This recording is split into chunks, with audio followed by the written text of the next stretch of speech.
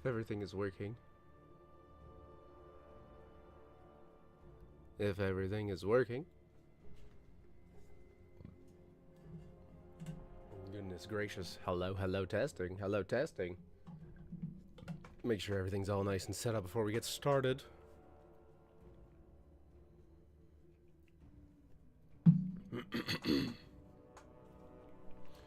Boy, I actually prepared for this one. I got up like a whole ass hour early. And made sure everything was ready to go. Minus the thumbnail. But, you know, you can get to that later. We can get to that later. Yes.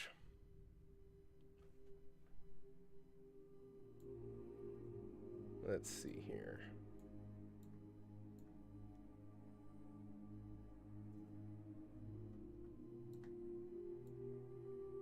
It's up, it's up. Hello, Avery Lewis. Hello, good morning. Can you hear me okay? Can you see me okay?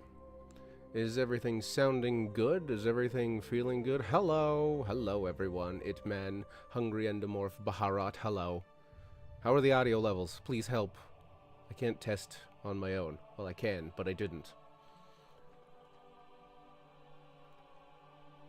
Is everything good? Is the background okay? Is the front ground okay? Don't leave me hanging, I need to know.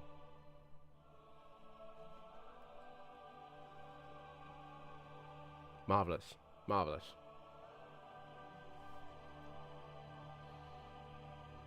Right. We'll just wait a couple of minutes before things get started. In the meantime,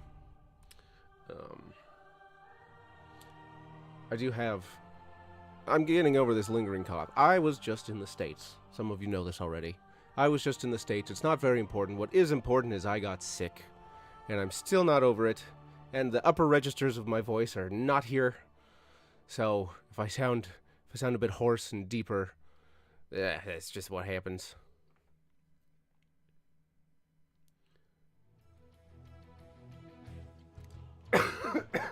Also, I apologize. I apologize if I cough or if you hear slurping. I did take some medicine. I have some tea. So we're managing it. It'll be okay.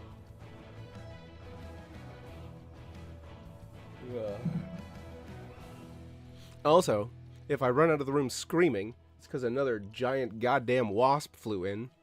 There is some hole in the foundation somewhere. And the other day, I saw a wasp crawling on my door, and I'm pretty sure it was a queen, because that sucker was massive. Grabbed it, squished it, threw its body away. Rest in peace, wasp queen. But then, as I was coming back inside, walking down the stairs, there was a bumblebee flying around. So there's a hole somewhere where critters are getting in. We're gonna have to deal. Excuse me. We're gonna have to deal with that later today. Go digging around the foundation. Should be fun.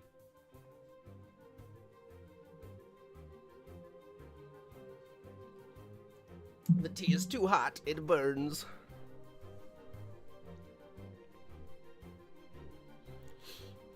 As you can see, no games today, but a tier list.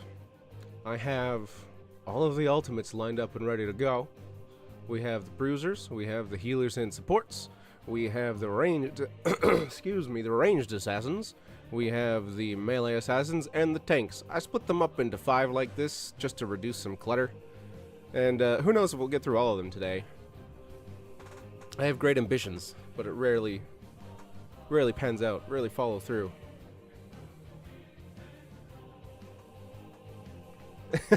Yeah, triple tap Nova S tier, of course. Of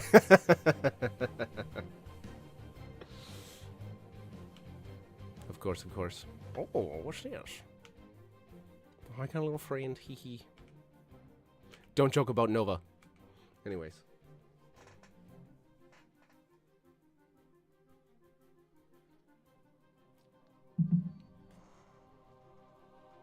Variant I got in the bruisers category, just because that's what he's classified as.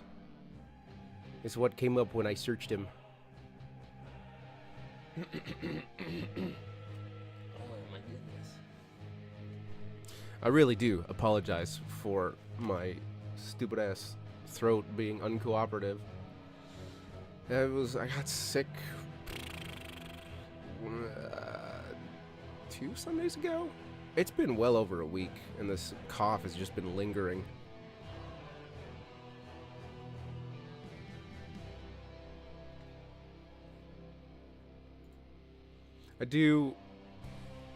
I'm going by eyes. I'm doing it live here, so if I get the name of some of these ultimates wrong, you know, just deal with it.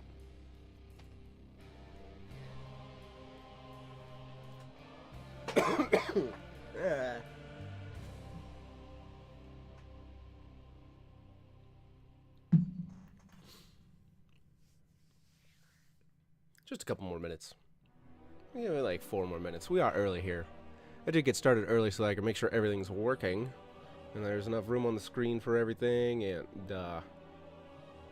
we have everything all nice and lined up. I'm quite proud of myself for having this ready to go before I needed to. Usually I just start streaming immediately, and it's a bit of a shit show.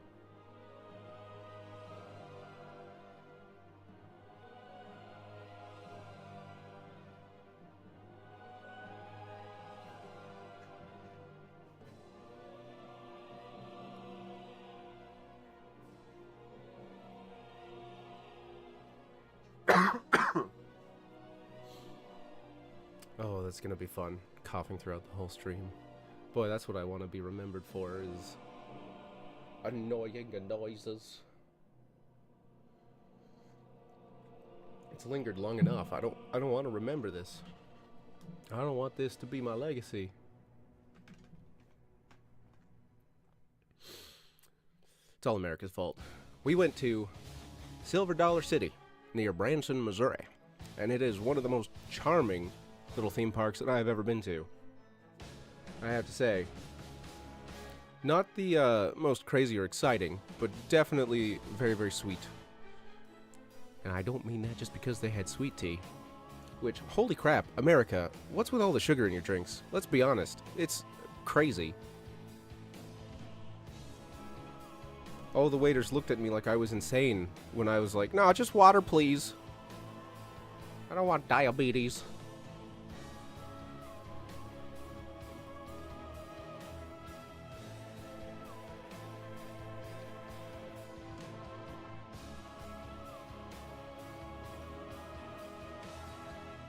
Dun, dun, 2 more minutes. 2 more minutes and then we'll be good to go.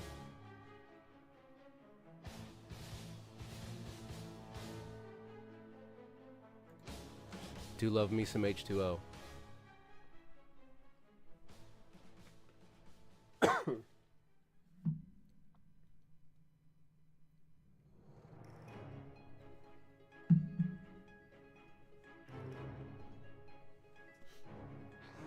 How's the breathing into the microphone? This Yeti mic is very sensitive.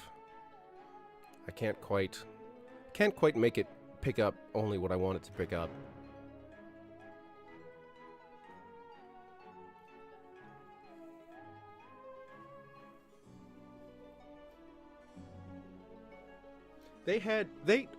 These motherfuckers at Silver Dollar City, when we walked into the restaurant that we ate at for the first time, the sweet little southern ladies that were running the buffet were like, "Oh my god, where are you from?" And I was like, "Oh, Alberta."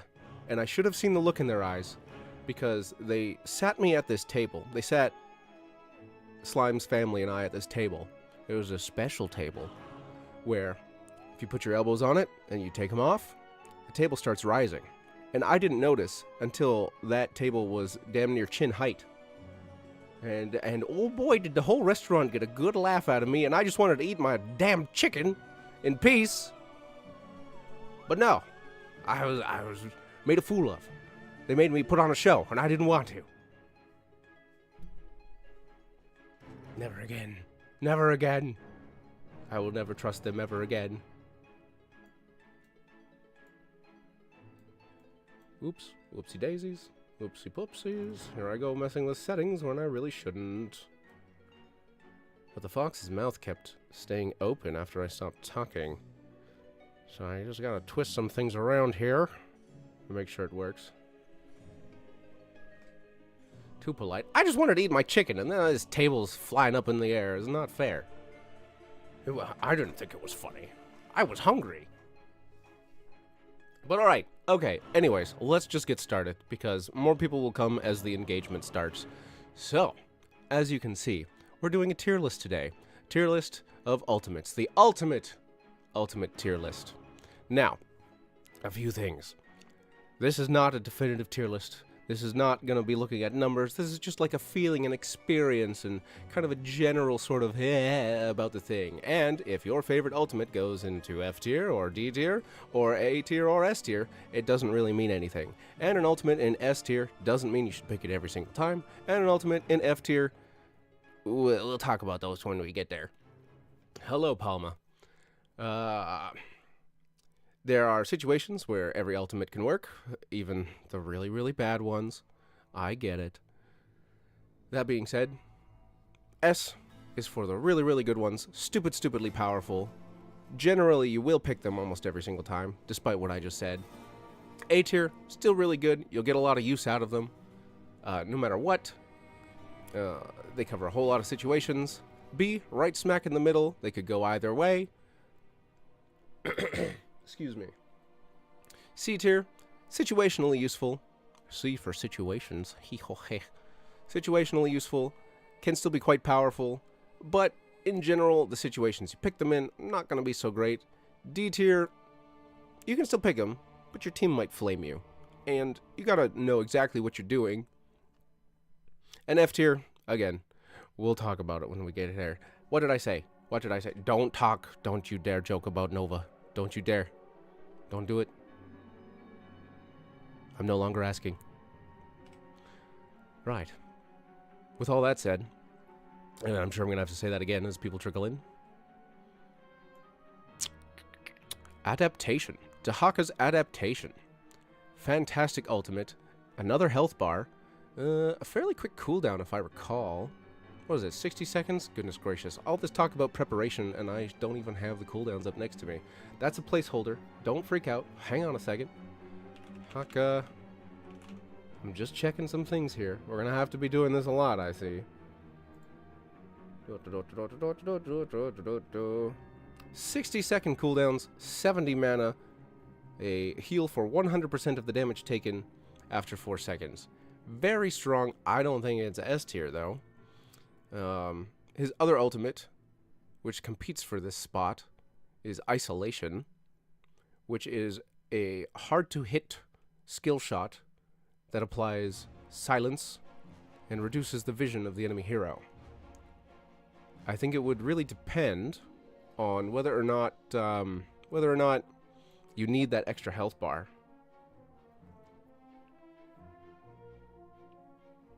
Adaptation has a 20-second cooldown at level 20? Woo! I don't know if I'm going to be taking into account level 20 upgrades for this, because things can get pretty wild at level 20. The game, if it's not already over, tends to break at that point, because people just explode or what have you. I would say Adaptation is pretty generally useful. Will it win you the game? Not sure. We'll slot it in B for now. Yeah, that's what I'm thinking. The other ultimate, Isolation. Oh, goodness gracious. Here I am, not prepared again. Should have these up and ready to go. Isolation, also on a 60-second cooldown, also 70 mana. Shoots a booger, like I said, that deals a little bit of damage, silences and slows, and reduces vision of the enemy heroes. You have to hit it. And it's not the easiest skill shot to hit. I know, get good, right? Don't miss. But, you know, it is what it is. Other skill shots are significantly easier to hit. It doesn't matter how good you are. If you're good with Isolation, you'll probably be good with the rest of the game. It can win you the game if you get a good booger on somebody. If you isolate a healer or a problem target like a damage. But I would still say it's probably about as impactful as Adaptation. Maybe just a little bit higher than Adaptation. Maybe just a little bit on the other side. Because when I played Dahaka, I don't know about you guys, but when I played Dahaka, I hum and haw over the level 10 pick almost every single time. Just milking it? What are you talking about? What are you talking about, Funky? What am I milking?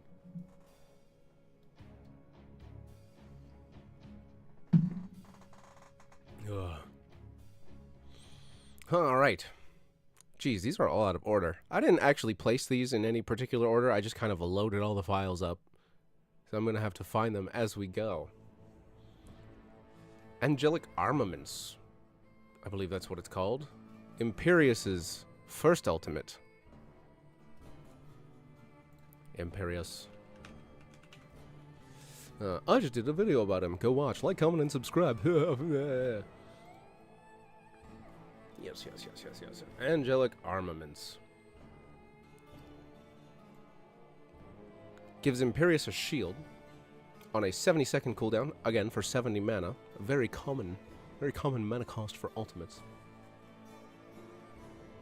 A fairly large shield that, if it lasts its full duration, will give Imperius an attack, a skill shot attack, that launches 6 swords wherever he's pointing. Which can be great for bursting down a hero or murking a tower or what have you. You know, pop your shield, stab somebody, and then stab them 6 more times. It is competing for its ultimate slot with his Kidnap ultimate. When you see Imperius take the shield ult, are you scared? Are you terrified? Are you like, oh geez, the game's over now? We're about to die. Imperius took his shield out. I don't really think that much at all.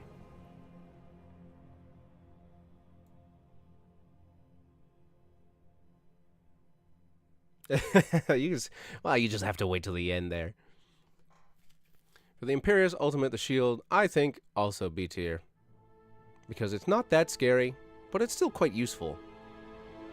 Whereas his other ultimate, I think, is slightly more useful because it can remove debuffs, it pauses hostile effects and friendly effects on your target, it lets you reposition them, it provides a little bit of mobility, just a little bit, it's nothing crazy, and it also stuns. And stuns are pretty great. So whereas Angelic Armaments is B tier, I think Wrath of the Angeris, however you say that, would probably be A tier. But nothing too crazy. We'll go over all of these once I've posted them up into the tier list, and then we'll adjust things then. We're doing it live. This isn't planned out. We're just, we're figuring it out as we go.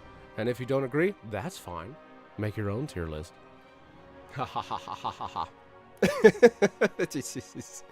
No, I'm open to input. I don't play every single hero, so I don't know everything. But I've seen a lot. Because I play the game way too much.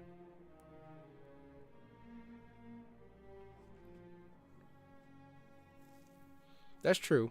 That's true, Daniel. I am sort of looking at these in isolation at level 10. Like I said before, level 20, things kind of get a little crazy. If we add in all of the other talents and builds, then we're going to be here all friggin' day. And frankly, I got to hold a patch, so...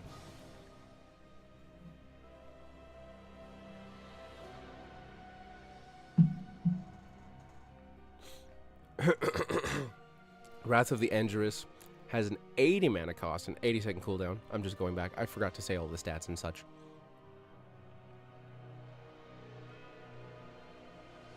A bit of a delay on the skill shot. And the damage of it is increased for every brand Imperius has on the target. Details, details, details.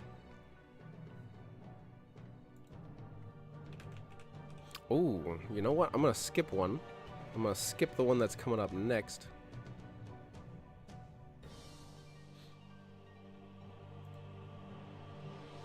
And instead of going for the Urel ult, we're going to go for the Deathwing one. As I pull it up here. Cataclysm. I'm skipping it specifically because he only has one ultimate. On a 90-second cooldown, Deathwing flies across the battlefield and leaves burning ground beneath him, which lasts for 6 seconds. It doesn't do a ton of damage, but it covers a very large area. And that's kind of Deathwing's whole thing. So it's a very appropriate ultimate for our favorite dragon. But it's not super scary. All it does is say, hey, if you want to come over here, you gotta stand in the fire. And the fire doesn't last a long time, 6 seconds, but that is still enough time to affect decision-making in a team fight. That said, it doesn't do a lot of damage. 36 damage at level 10 for 6 seconds. Whatever 36 times 6 is. Somebody else do the math. I'm not doing that live on stream. That's crazy. I would say Cataclysm, while it fits in well with Deathwing's kit, it's probably C. Yeah, good escape.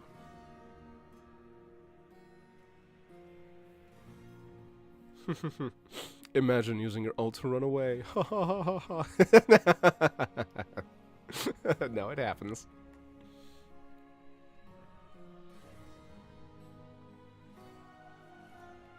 $180? Chat confirmed. 36 times 6. 180? That's not even a full tick of a hero's health bar. That's a full tick of a health bar is 250, I believe. Alright, thanks for stopping by. I'll catch you later.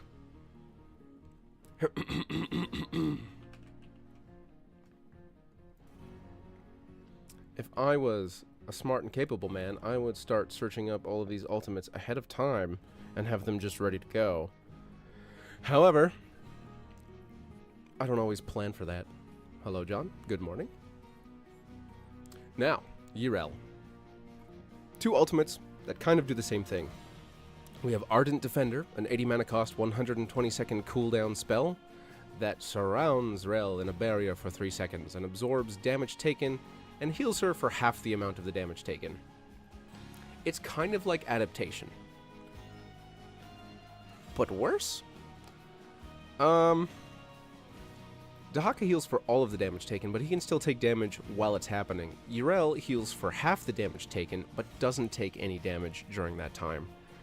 The time Yrel is in the shield is lower than the amount of time it takes Dahaka to heal from his ultimate. But the long cooldown means you can only do this once a team fight. And getting, what, like half of a hit point, half of a health bar? Not even that much. You have to be on the ball and know exactly when to pop this thing. Because if you're diving in and not getting as much healing value from Ardent Defender as possible, it's not really fantastic. See though? I don't really know. I don't really think it's that great. I don't really think it's that great. That's a 2-minute cooldown on a not so fantastic ultimate. It does reset the cooldown over D. Yeah, I have to admit, I have completely turned around on Yrel's ultimate, and seeing Itman and all the other Yrels take Sacred Ground, I think Sacred Ground's a lot better. You get way more effective hit points. It's on a much, much faster cooldown. And, at least according to the wiki, it doesn't cost any mana? What? It doesn't cost any mana? Is that true? There's no data on the wiki. It just says 25-second cooldown. So I don't know about that. You can do crazy siege pushes with Sacred Ground because it gives you 50 armor. 50 armor. That's bananas. Towers and keeps only reduce your armor by 20. So you'll still have 30 armor underneath a tower, just tanking shots like crazy. 50 armor while she's healing herself. 50 armor while she's knocking people around. And it covers a decent enough area in a team fight. I think, and 25-second cooldown. I think that's a really fantastic ultimate. Yeah. Sacred Ground, A tier.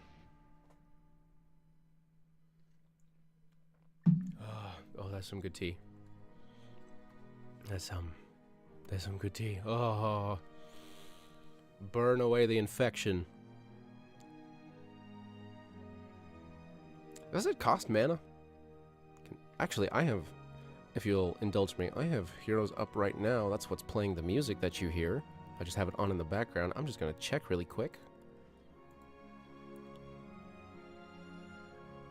It does not cost mana. Well, I'll be damned. Huh. Does not cost mana. Anyways.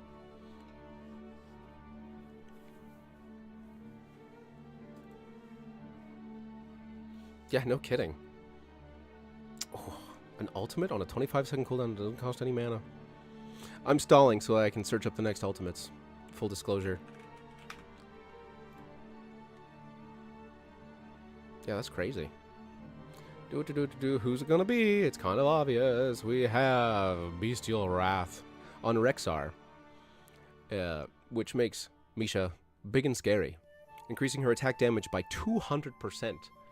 That's 300. That's 3 times the damage for you math nerds. For 12 seconds, 75 mana, 50-second cooldown. Unless Misha is already being a terror, you don't usually see Rexxars take this. Usually it's their other ultimate, which provides them with a lot more utility, because, well, we'll get to that.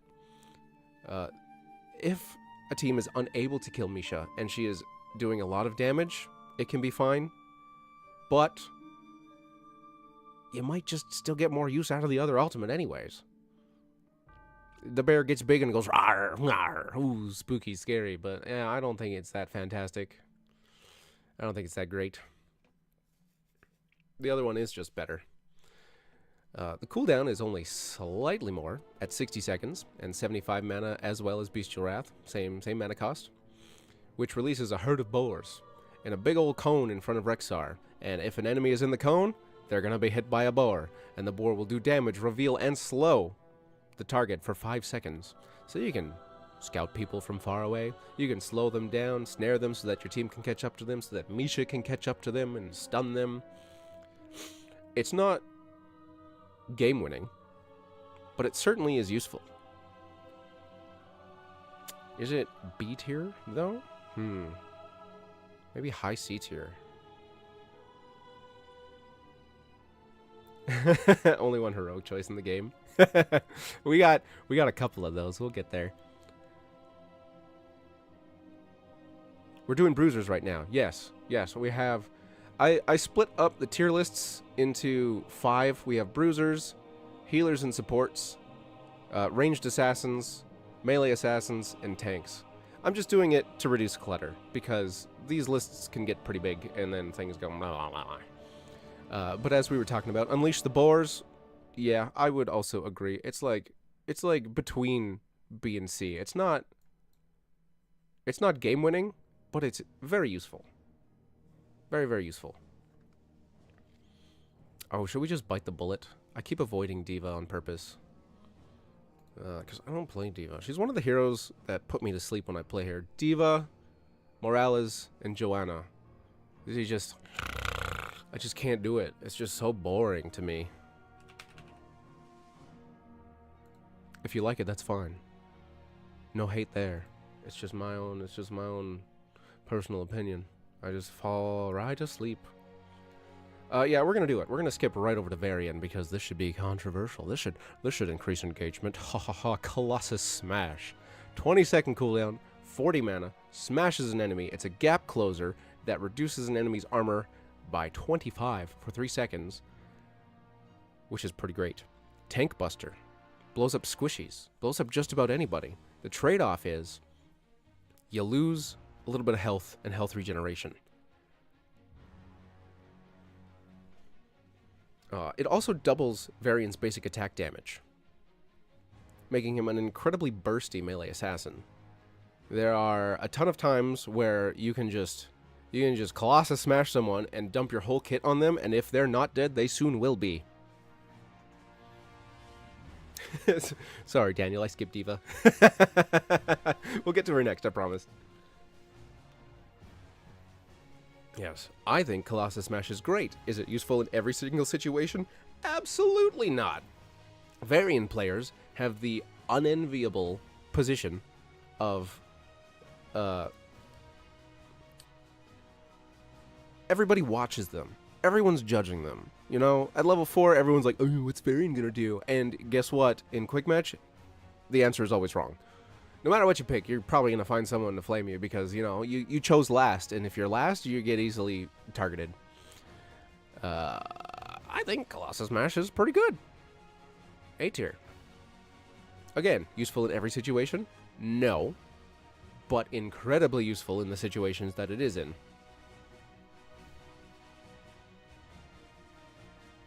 It does, as we've discovered earlier this week, it's very hard to rein in your aggression on Varian. He's so easy to just int, because you point and click and things die. And then you do that for the first 10 levels of the game, and then all of a sudden you start dying on the latter half. And it's like, I'm just doing what the game taught me to do. Whoopsie daisies. Whoops, whoops, whoops. There we go. Where are we? Oh, why is the little fox not using his... There we go, there we go. Yeah. Colossus Smash, solid pick. What else is solid? Oh, come on. Oh, my God. Oh, no. I'm just tripping over myself over here. Taunt. Taunt, taunt, taunt, taunt, taunt, taunt. Now, it takes some practice. It takes some trickery, and it takes other talents, which I know I said I wasn't going to consider when looking at this tier list. But Varian is a very special boy. Varian is a very special boy. Taunt, I have done equivalent amounts of damage on Taunt as I have with Twin Blades. But again, this is with specific talents. This is with like the overpower talent, and I got lucky with some fast auto-attacking heroes. You know, Taunt increases Varian's health and health regeneration by 40%. It's on a 16-second cooldown, only costs 20 mana, and 20 mana is spammable. You can just use 20 mana abilities on cooldown, and you'll pretty much never run out of mana, and this ability forces another hero to auto-attack Varian for 1.25 seconds. They can't use abilities, they're silenced. All they can do, if they're melee, is walk towards Varian and attack him, or if they're ranged, just straight up attack him. I don't think it's S tier. I don't think it's fantastic. But I think it's really, really good. Just like Colossus Smash. Varian is so hard to talk about because there's so many different situations where you need to pick the right things.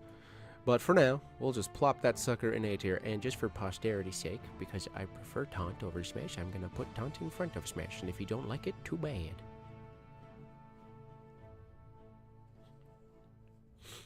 Yeah. Oh, the level 20 upgrade for Varian, not upgrade, Demoralizing Shout, gotta change so that it has cooldown reduction, and it's hilarious to walk into a fight and go rah, rah, rah, and then nobody does any damage.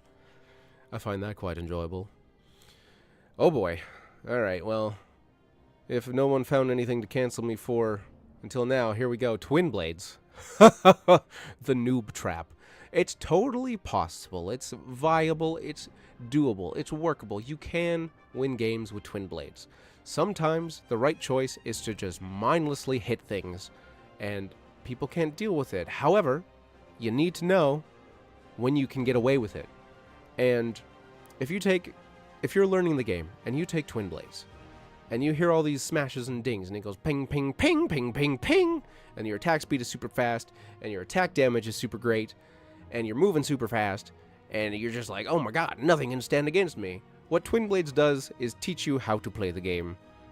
Not wrong, but poorly. Because you're incentivized to just keep going in. You just keep hitting things. And that's not always the right thing to do. I think Twin Blades is lesser than his other two ultimates. But I don't think it's bad. I just think it leads players astray. Overall. It's quite good in the lower leagues when people can't figure out how to peel or get away from things. Hello, hi, good morning, Paulo Jr. For those of you who have just joined us. I apologize if my voice sounds a little hoarse, or you hear some sipping, or you hear some coughing. I am still dealing with this persistent cough that I got when I was on vacation. Oh, thank you. I'm glad you enjoy it. Now, Diva. Diva. Diva, Diva, Diva. Buying time as I search up her stuff. Like I said, I don't play a lot of Diva. Basically, only whenever I get her in ARAM, and even then, it's begrudgingly. So, I'm going to rely on you, chat, for your input on this one. I have, however, suffered her ultimates quite a few times, but I don't really know when to pick these. I don't really know when to pick these ultimates. Bunny Hop. On a 70-second cooldown, costs no mana because Diva has none. Diva will start bouncing around, and every 0.5 seconds will deal some damage. And every fourth hit on a hero deals 80% more damage and stuns them for 5 seconds. She does this for 4 seconds total, so if you do the math, that's 8 jumps. 8 jump, 0.5 seconds, 4 seconds is 2 jumps every second, so it's 8 jumps, right? Is it that great, though? Is it that scary? I'm personally just not that afraid of divas. I don't see them that often. So help me out here, chat. Help me out, guys. I don't really know here. See? You say see? I do see Bunny Hop more than Rockets.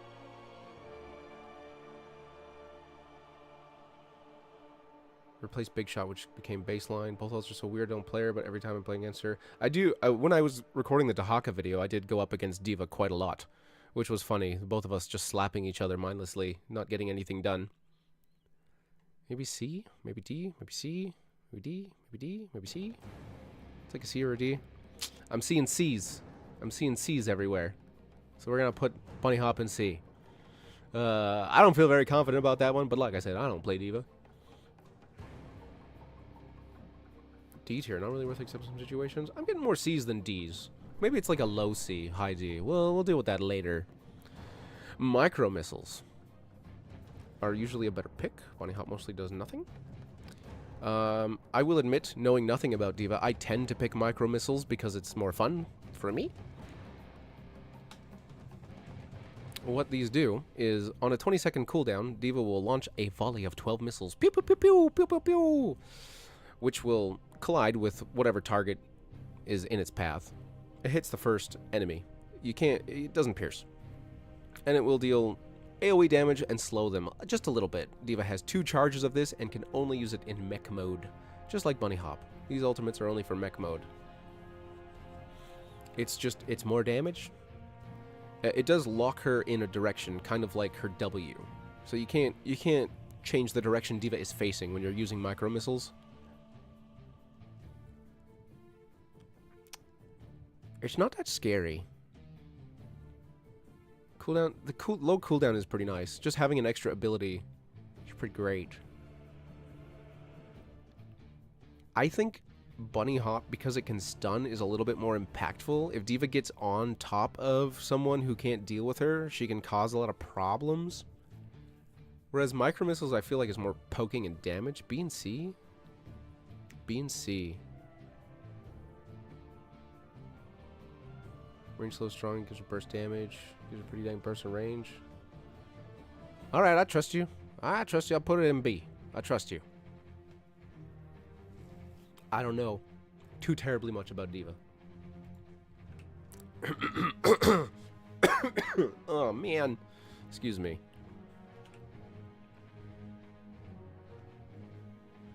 Deal with all range wipes, potential. Okay. Good information, everybody. Thank you. Yeah. It's a much shorter cooldown. It's more like just having an extra ability. Now, this guy I know. This guy I'm quite familiar with. Thrall is one of my favorite heroes. He is just generally good at everything. If you don't know what to pick, or if you're learning the game, I suggest picking Thrall, because Thrall can do it all. He's got AoE damage. He's got dueling potential. He's got camp clear. He can tank. He can build really tanky. He can build really sustainy. He can build for more damage. He's the king of quests. If you want to quest it, damn near every talent tier you pick Thrall. And his ultimates are quite good and fun to use. Earthquake, on a 90 mana cost and a 100-second cooldown, summons a massive earthquake that covers a large area. I think it's about the size of your whole screen. Which pulses 3 times. Boof, when he uses it. After 2 seconds, boof. Pulses every 4 seconds? Does 3 pulses? Does 3 pulses? Why is it worded like this? It pulses every 4 seconds, pulses 3 times. That is 12 seconds of area control, slowing anyone caught in the earthquake by 50%. It doesn't do fantastic damage, but it is great, especially at revealing stealthies. It's not gonna... Enemy teams that engage into Earthquake are going to be having a very, very hard time. It doesn't provide the flash and smash of his other ultimate, which stuns. We'll get to that. But it's still pretty useful.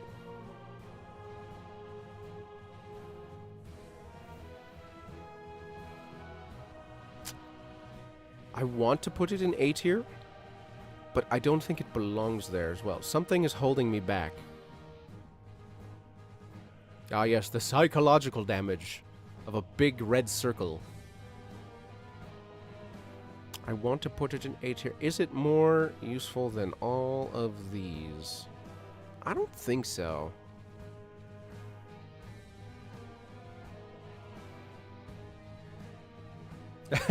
Yeah, nobody clears waves. Nobody clears waves way down there. I'm gonna put it in B. Yeah, because it's not like amazing, but it's still useful. It's very good. Whereas Sundering, now Sundering I think is A tier. I'm just gonna put that right there. 70-second cooldown, 75 mana. After a short delay, half a second, deals a healthy amount of damage, 290 according to the wiki, which is more than a hero's health tick. Those are 250 if you remember. And we'll shove them to the side and stun them for 1 second. So you have displacement, damage, and a stun in a fairly large skill shot in front of Thrall. Fantastic for disrupting things like Anduin ults. Fantastic for chasing people if they're just out of reach. If you can't catch up to them with your chain lightning or your wind fury, and they're almost dead, you just hit them with Sundering and they're toast. They're biscuits.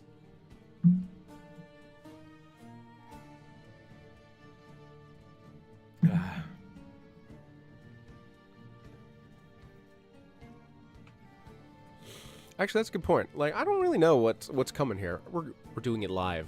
We're doing it live. I don't know what's going to be S tier. Maybe there will be, maybe there won't be. Bruisers are all fairly strong, but they're not, like, overpowered strong, you know? Bruisers are just really, really good heroes to have on your team.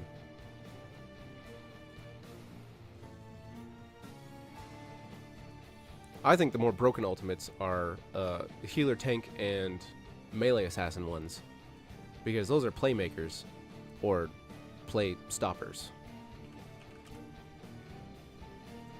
Bruiser ultimates, now that I look at it, kind of just make the bruisers better than what they are. I don't know. I don't know. Entomb S tier. I would disagree.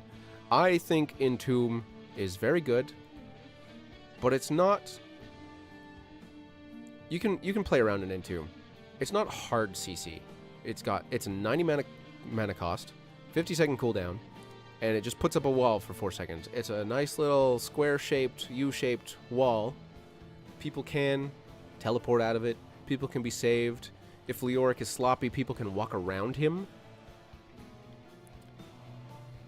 I think it's pretty good. I think it's pretty good. I think the level 20 ultimate upgrade turns it into S tier, but we're not talking about level 20. We're only talking about level 10. We're not counting level 20. We're not looking at talents. We're not looking at level 20 because things get crazy at level 20, and talents affect things so friggin' much. Like, making heroes content, I have to pick a point at which I can reasonably talk about abilities and heroes, and talents can change how the heroes play. Talents can affect other talents. Talents can affect other abilities. There's level scaling involved. There's just, like, it's so much. I have to pick something. And level 1 is a good spot. Level 10 is a good spot. Level 20 is also a good spot, but less so because you have to take into account all of the talents, and level 20 talents are just busted. So, I generally gravitate with these tier lists and with my graphs towards level 10. Yeah. I would say Entomb is A tier. It's very good. It provides a little bit of control, which is what Leoric needs. He gets kited a lot. And being able to split up a team and catch somebody, especially like an immobile healer or something, is very, very powerful and can actually win a fight. 50-second cooldown, that's a good point. Anything less than 60 seconds is quick. Air quotes, I'm doing air quotes. It's quick. Quick for an ultimate. 60 seconds is like average, baseline, useful. You might get 2 60-second cooldowns in a team fight. Maybe, if it lasts a long time. Maybe. It's a long team fight, but like, we've all been in those, you know? You run to the objective, people start dying, but the fight doesn't end, and people come back, and then they're trickling in, and all of a sudden it's been 3 minutes, and the objective still hasn't been taken. Yeah. We've all been there, right? Right? Oh, crap, where'd it go? Where'd it go? Where'd it go? Where'd it go? Where'd it go? Oh, my goodness. I can't even find it, because no one takes this friggin' ultimate. Come on. March. March. March, March, March. That's what it looks like. March of the Black King. Oh, yeah. Ooh. It has a 50-second cooldown. So, it's not terrible. 75 mana. Makes Leoric unstoppable. And he swashes his mace. And deals quite a bit of damage with it. 250 at level 10. Which is, for those of you that remember, exactly 1 chunk of a hero's health bar. And every hero hit will heal Leoric for 12% of his maximum health. So it's great for sustain, but only against really immobile teams. It's not... It kind of turns you into like a Dahaka or a Yrel, in that you want to be focused and then use March to heal yourself up and give yourself another health bar. It does compete with Entomb, which is... Plus, you have to know which direction the fight is going to go. Because people could just... If you're walking towards them swinging your mace, and they just walk past you, now you're locked into your animation, and you're hitting nothing. Like, they just walk past you, and you're like, ah, no, come back, let me hit you with my mace. I don't think it's that great. I don't think it's the worst. But, you know, the situations you're going to be taking March are few and far between. Just going to be real. Yeah. Didn't they took Leoric out of ARAM, didn't they? I was going to say, it'd be pretty good in ARAM because of the tighter spaces, but I'm pretty sure they removed him from ARAM for good reason. Oops. Excuse me. Sorry, I'm just getting over a cold. Or a cough. Or whatever. This fucking thing has lasted like a week and a half. I just wish it would go away. Just don't mind me while I sip my tea.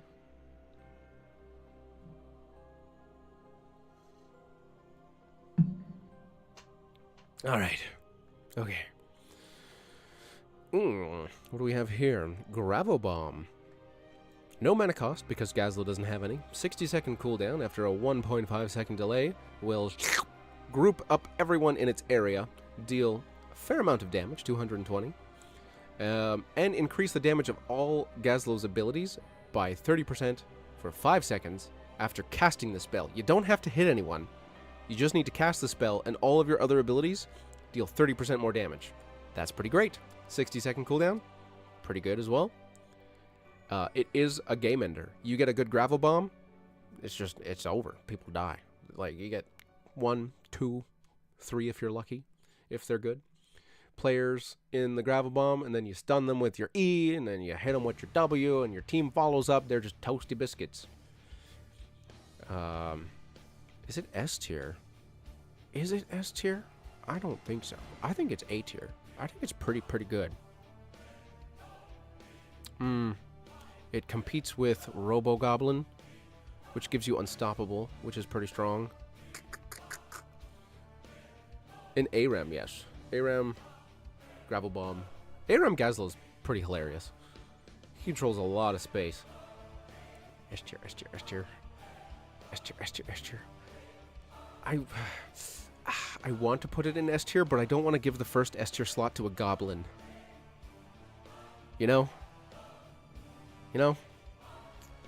It just feels wrong.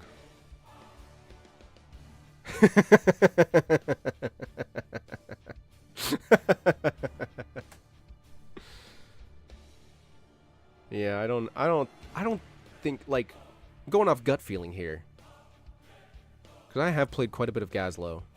I don't think it's S tier. I don't think so, but I'm gonna put it in A tier and deal with it later. I'm gonna put it in A and worry about that later.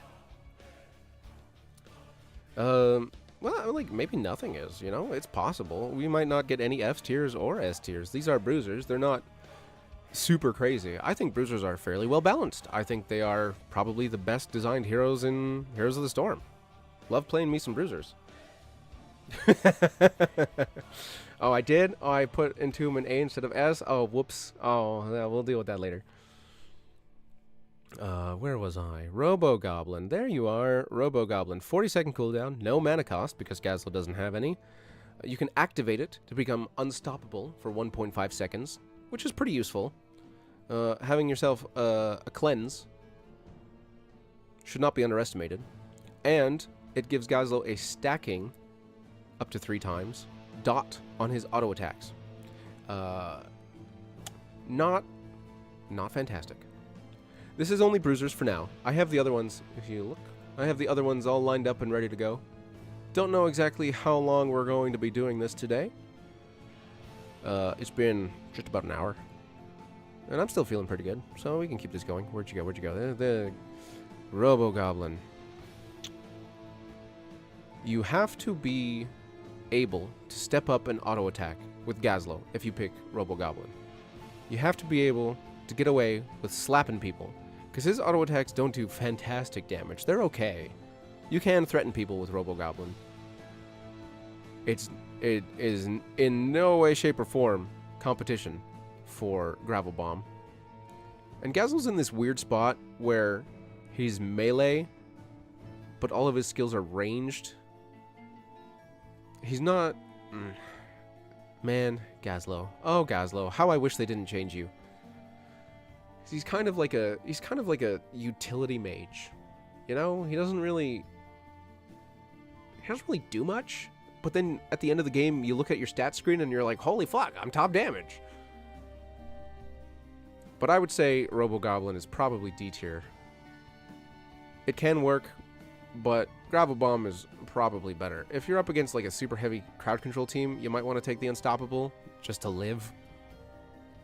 Oh, hey, it's Slime. Oh, hi. Oh, my goodness. Hang on a second.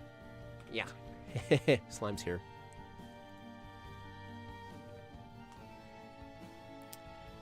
Yeah, if Gazlo has the confidence to walk up and hit you, things are probably going wrong for your team. If you can't stop Gazlo from smacking people, like, why is he able to do this? Why is he able to get away from this? Get away with this?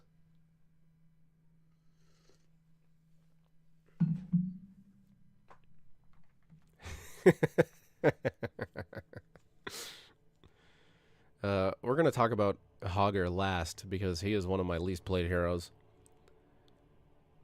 In the meantime, we'll look at another one of my least played heroes, Malthael. Now, keeping in tradition with all of my streams, Malthael is about to receive some changes. So, the information that you're about to get is going to be different. It's going to be wrong. It's going to be, you know. But for now, what we're dealing with is the Angel of Death. He has got 2 pretty good ultimates, I would say. One being Last Rites. 100 mana. 70-second cooldown.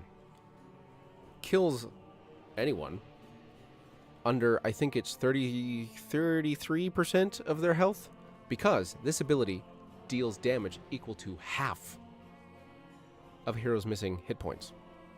Half of a hero's missing hit points. So that's what? It's like, oh god, help me with the math here, guys. I can't do this on stream. I'm just going to embarrass myself. I feel like if you have a hero at a third of their health, and then you last rites them, they're guaranteed to die. Nano Malthael is scary. Please don't mention it again. I don't want to have any nightmares. 33% exactly. Okay. I think it's pretty good. It's a guaranteed kill. Unless, somehow, some way, you manage to find yourself against a team with a healer that can make a hero unkillable. This will, if done right, always kill somebody. And when you kill someone, it reduces the application. Oh, shit. No, I read that wrong. When you do it right, it reduces the cooldown of Last Rites by 5 seconds to a minimum of 20 seconds? Oh, dang, you can reduce this a lot. Yeah. Wow. Shows you how much I play Malthael. Is it gonna be the one? Is it gonna be the one? It's pretty good. And I feel like we're gonna see a lot more of it in the coming weeks, months, years, however long this game lasts. Because these changes are gonna make him really hard to peel. The guaranteed kill is really nice. You do have to do a bit of work getting the hero down to about 33% of their health points. Ooh, I'm gonna do it. I'm gonna do it. I'm gonna put it here. I'm gonna put it in S tier. Because being able to finish off a hero is stupidly powerful. I can't tell you how many games this past week I've played where somebody gets away with just a sliver of health. And it's like, oh yeah, you know, that's just what happens in these games. You know, people don't die. So frustrating. The patch references, there was a PTR post on this subreddit, and I believe you can also take a look at in the Battle.net launcher. John. Or, not John, but Mordred.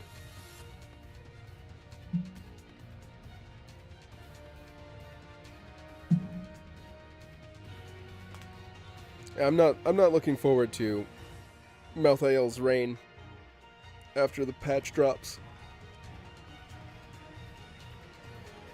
It's not gonna be great. Whoop, whoop, whoop. Where is it? There it is. Where is it? Where is it? There it is. Haha. Tormented Souls in F? Wow, straight up? What did it do to you? Tormented Souls, I believe, just makes Malthael do more of what he already does. Surrounding himself in an area that applies Reaper's Mark, his trait, to enemies for 4 seconds. And it resets the cooldown of Wraith Strike. It costs 20 mana, and it's on a 60-second cooldown, and it just kind of poosh, he goes, wow, I'm a spooky ghost. It doesn't really do anything other than the Wraith Strike reset. It doesn't really do anything that Malthael doesn't already do already. You know? I can't say what it's going to be like after the changes.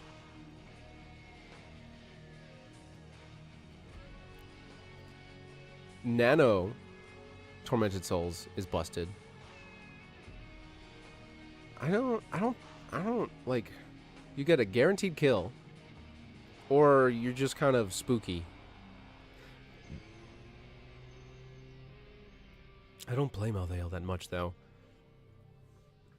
I'm far less afraid of mouth whales that take tormented souls than I am of the ones that take last rites.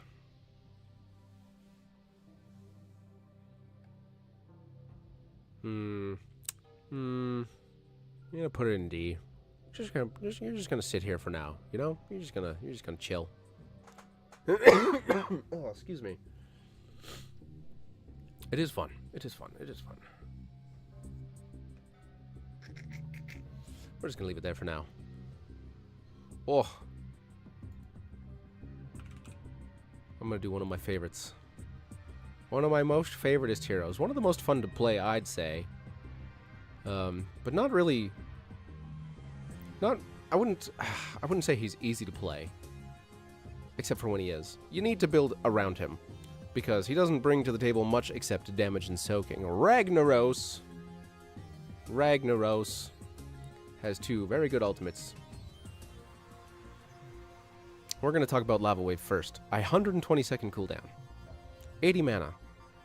Launches a wave from your core to the enemy's core and just eats every single minion along the way. Timed right, I believe you can get 2.5 minion waves. And it's on a 120-second cooldown. Minion waves spawn every 30 seconds. So if you do the math, that's every 4th minion wave. You can do this. You can use it in team fights as well, if you time it right.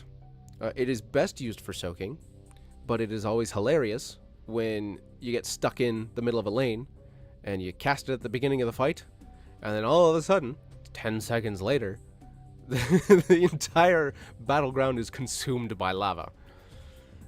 Takes a bit of practice. It deals 240 damage per second to non-structure enemies in its path, and instantly kills minions. I already said that. It deals double damage versus heroes. But again, it's best used for wave clear. The utility of it, however, having Lava Wave on your team, having Ragnaros on your team with Lava Wave, means you can basically ignore late game lane pressure at all times. Like, it just removes the aspect of catapults from the game. Like, you're like, oh no, the catapults are coming to the Lava Wave. Oh no, the enemy lane is pressuring our Lava Wave. So the fact that it can just stop that aspect of the game from happening, that peace of mind that it gives your team, I would say it's S tier. It's not a team fighty ultimate, until it is. But it takes such a big part of how you can position the enemy team with lane pressure out of the endgame that I think it's incredibly, incredibly powerful. Yeah. You can show up to the team fight with Ragnaros and you just Lava Wave the problem. And then, the problem goes away.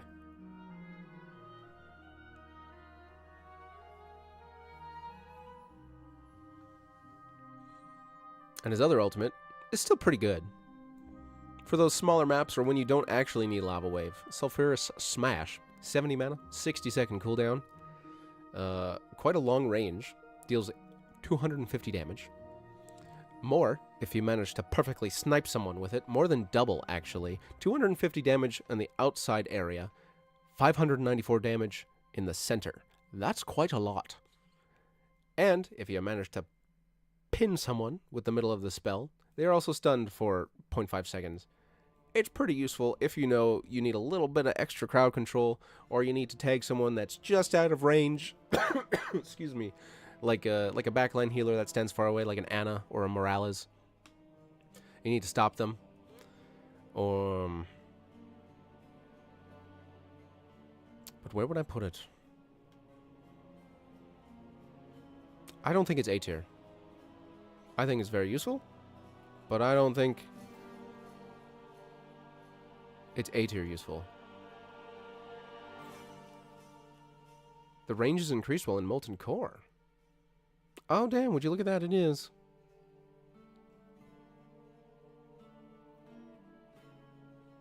A near instant pyroblast that also stuns. Yeah, I would also say it's B. Interesting. You know, I didn't, for as much as I play Reg, I didn't actually know that the range is increased when you're in Molten Core. I'm going to slot that in B. Here's a happy little hammer. Oh, excuse me a second.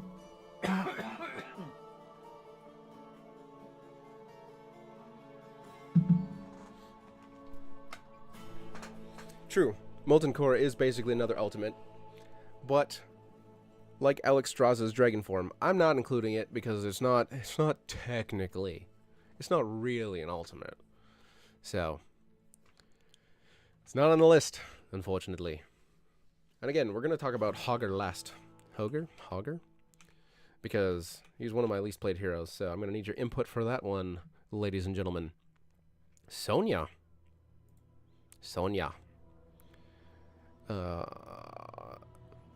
bruiser that has been power crept, but can still be played very, very well. She doesn't cost any mana. She's got like a rage mechanic, kind of like a warrior from WoW.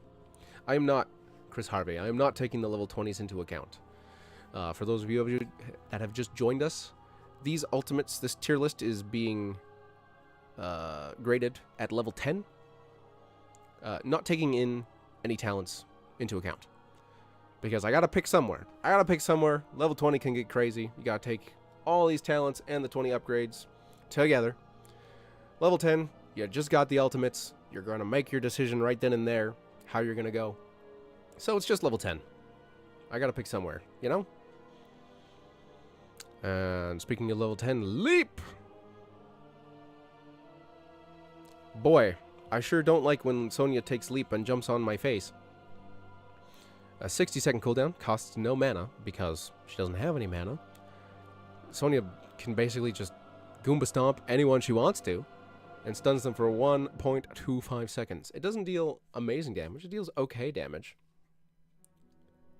We'll talk about, this isn't a Dwarf Fortress stream, this is a Heroes of the Storm stream.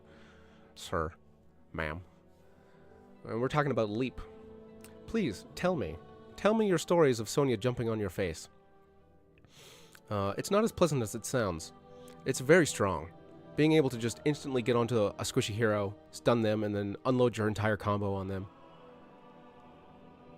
Great mobility. It's very fast. It is very, very fast. You go, oh, and you just get on top of them. I think it's A tier. I don't think it is. Well, oh, is it S tier? 60-second cooldown. You're going to have it for every team fight.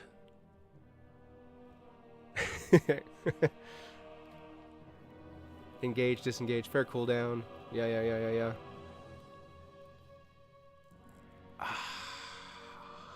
Tough choice. I don't think it's S tier. I think it's A tier. I think it's very strong. Sonya desperately needs mobility, and then she can be quite the terror. Yeah. I would agree. Leap is A tier. It is so fast.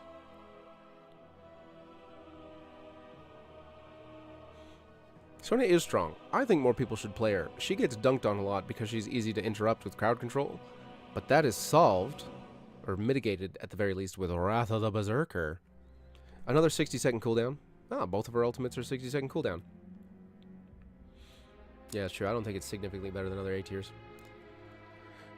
Increases Sonya's damage dealt by 40%. That's all of her damage. That's your abilities and your auto attacks.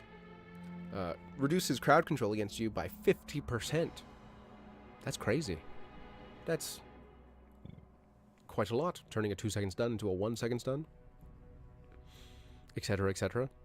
It lasts for 15 seconds. And you can extend the duration of the ultimate for every 10 fury gained. So you can have this up for quite a while. It does not get you into the back line as easily as Leap does, but if you just need to hit things, like, you don't always need to get into the back line. Sometimes you just hit the tank and it falls over, you know? Quite strong. Is it as strong as Leap? I would say they're both pretty good, you know? It's a tough choice. I don't play much Sonya anymore. I played her a lot when I started playing the game.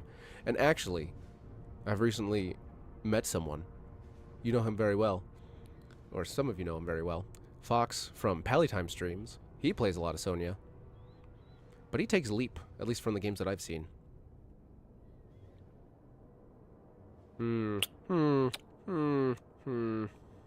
Every 10 furries.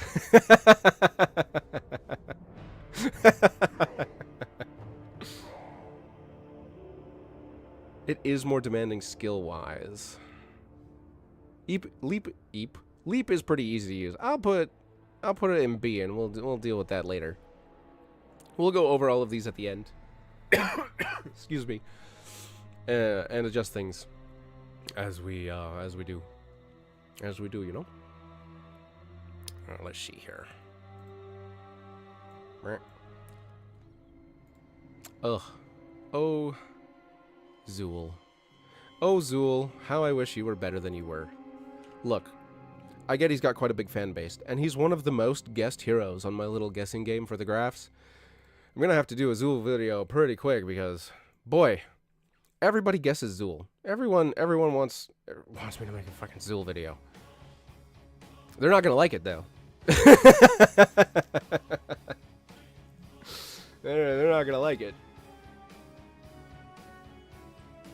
I don't have a lot of nice things to say about Zool, which is a shame because thematically he's one of my favorites, but practically he's kind of a wet noodle. Poison Nova, 100 mana, 90-second cooldown. After a short delay, he fires out a stinky fart in all directions, which is easier to dodge the farther away from him it gets, and deals quite a lot of damage. All things considered. You don't want to eat too many of these poopies. That said, it's fairly easy to dodge, and Zool is pretty easy to kite. So he has got to find himself in quite the position to use this ultimate. I, generally, despite how much I like it, tend to take skeletal mages over this, just because it lets me catch people with the slow, but we'll get into that in a minute.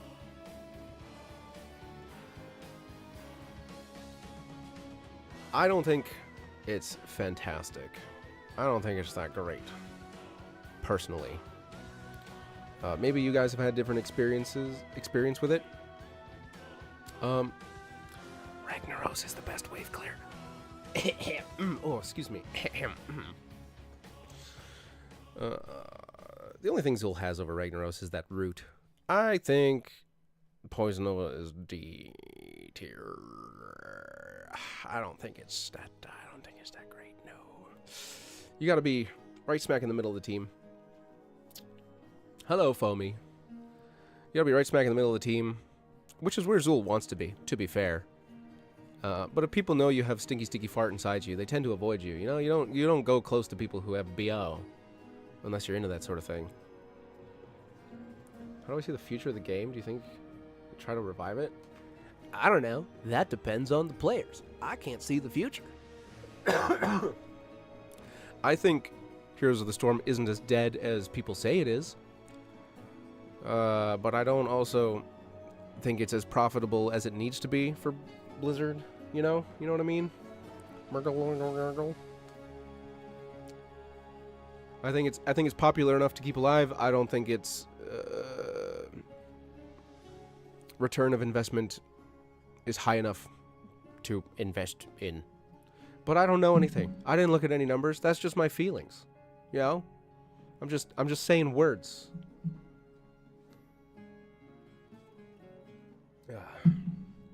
But I digress. Skeletal Mages, I think, is far better than Poison Nova. 80 mana, 90-second cooldown. Summons 4 Frost Mages that can block people. They can get in their way, body block them, and they have a ranged attack that slows targets by 30% for 2 seconds. The Skeletal Mages will last 15 seconds or until destroyed. I think this provides far more zone control for Zool than Poison Nova. I think it's much easier to use. You don't have to get up in the enemy team's faces. You can drop it in the middle of a team to disrupt them, slow them, and block their paths. It can stop people from kiting you. You throw this behind whoever's shooting you, and suddenly they have bigger problems. I don't think it's game-winning. But in my opinion, it's better than Poison Nova. I'm going to put that in C tier. It's more bodies. You know, you can body block people. You can body block skill shots.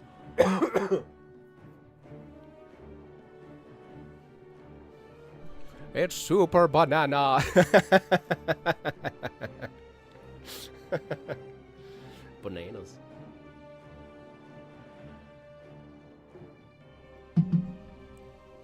Yes. Yes.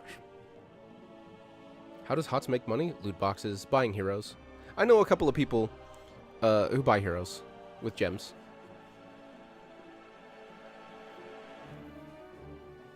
Yeah. It body blocks. I've blocked people with it. I swear I have. It's not like a wall. The area of the skeletons is a circle under each skeleton, so you can walk through them, but if you put it at an angle, it kind of disrupts pathing.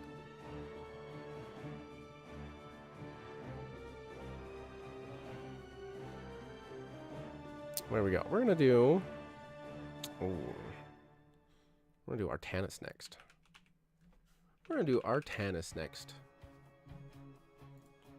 Another one of my favorite heroes. He's got some pretty fun ultimates.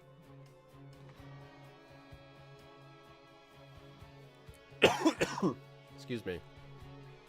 Suppression Pulse, a global ultimate, 40 mana, 50-second cooldown, covers a large area, deals damage. It deals enough. It deals damage. It's not. Anyways, the big thing here is the large area that it covers, the global aspect of it, and the fact that it blinds enemies for 4 seconds. 4-second blind is a long time in a team fight. You know how Cataclysm covers an area for 6 seconds, and like in a team fight, 6 seconds can be quite enough to affect decision making. Not being able to land your auto attacks for 4 seconds, you can whiff 4 or more auto attacks depending on the hero that you're playing. That can prevent a lot of damage. It is very annoying. It's a lot more subtle than other ultimates, and I don't mean that in the way that it's hard to miss. It's easy to hit, it's very obvious when it happens. It makes a big loud noise, it covers a wide area, you'll see it. That's not what I mean. What I mean is, you don't feel its effects until you've done no damage for 4 seconds.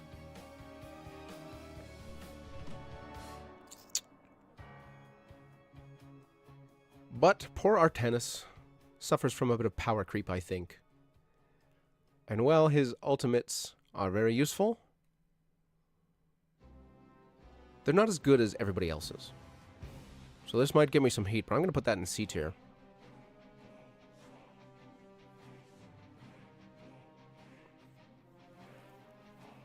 Just like his other ultimate, Purifier Beam. I also think that's C tier. 65 mana, 70-second cooldown. Unlimited range as well. Both of his ultimates are globals. It deals constant damage so long as the enemy is underneath Suppression Pulse or Purifier Beam. The beam moves slower than a hero's move speed, so you can walk out of it, and it does reveal whoever is being lasered for its entire duration, which is 8 seconds. Is it C tier? Yeah, I think it's actually worse than C tier. Now that I'm looking at it and thinking about it, I don't think it's as useful. Great for bullying immobile heroes, or finishing off someone who's just out of reach. But you'll get more out of Suppression Pulse, I believe, than you will out of Purifier Beam, even though it is pretty funny. Oh boy. Oh no, here we go. Chen and Hogger. These are my two least played heroes.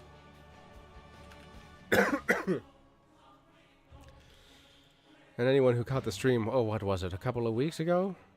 When Funky made me play his main? Will know just how bad I am at the Panda. And most of what I'm going to say about Chen right now is actually going to come from me watching Funky Brewster play his main. So, I hope you're here. I hope you're here, buddy. Because I don't know what the fuck. I don't know anything about these ultimates, but I see you take Keg a lot. And when I see you take Keg, things happen. No mana cost, because Chen doesn't use mana. 50-second cooldown. Chen becomes unstoppable and moves crazy fast. And also gains 25 armor, and will damage and knock back heroes that he runs into with his keg for 5 seconds. When I tried it, it wasn't as hard to control as I thought it would be. And my opinion is skewed specifically because of you, Funky. Because I've seen you take this and just absolutely roll face, pun intended. But because of that, I never see the other ultimate get taken. But I am far more concerned when a Chen takes Keg than I am when he takes Storm, Earth, and Fire. I'm going to put it in A tier. But again, my point of view is skewed. I don't see the average Chen. You know, I know one Chen player.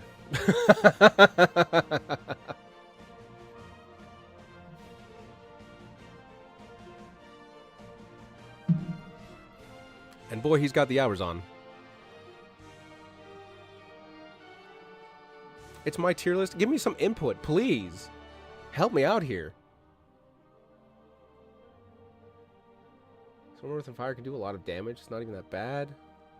I don't know anything about Storm, Earth, and Fire except what I'm going to read right now, which is it's on a 120-second cooldown.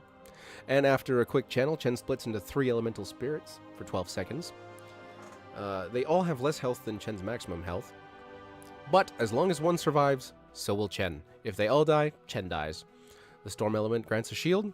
The Earth element slows enemies and can jump around. And the Fire element increases attack speed and damage. I don't know anything about this ultimate. I don't know anything about it. You can use it to dodge stuff by jumping into Storm, Earth, and Fire. You can use it as an escape or an engage. You can get on top of people, I guess. 2-minute cooldown is kind of spicy. I think Keg is a game-changing ult starting at level 10 on a 50-second cooldown. They lowered that from 70 seconds. I practically shat.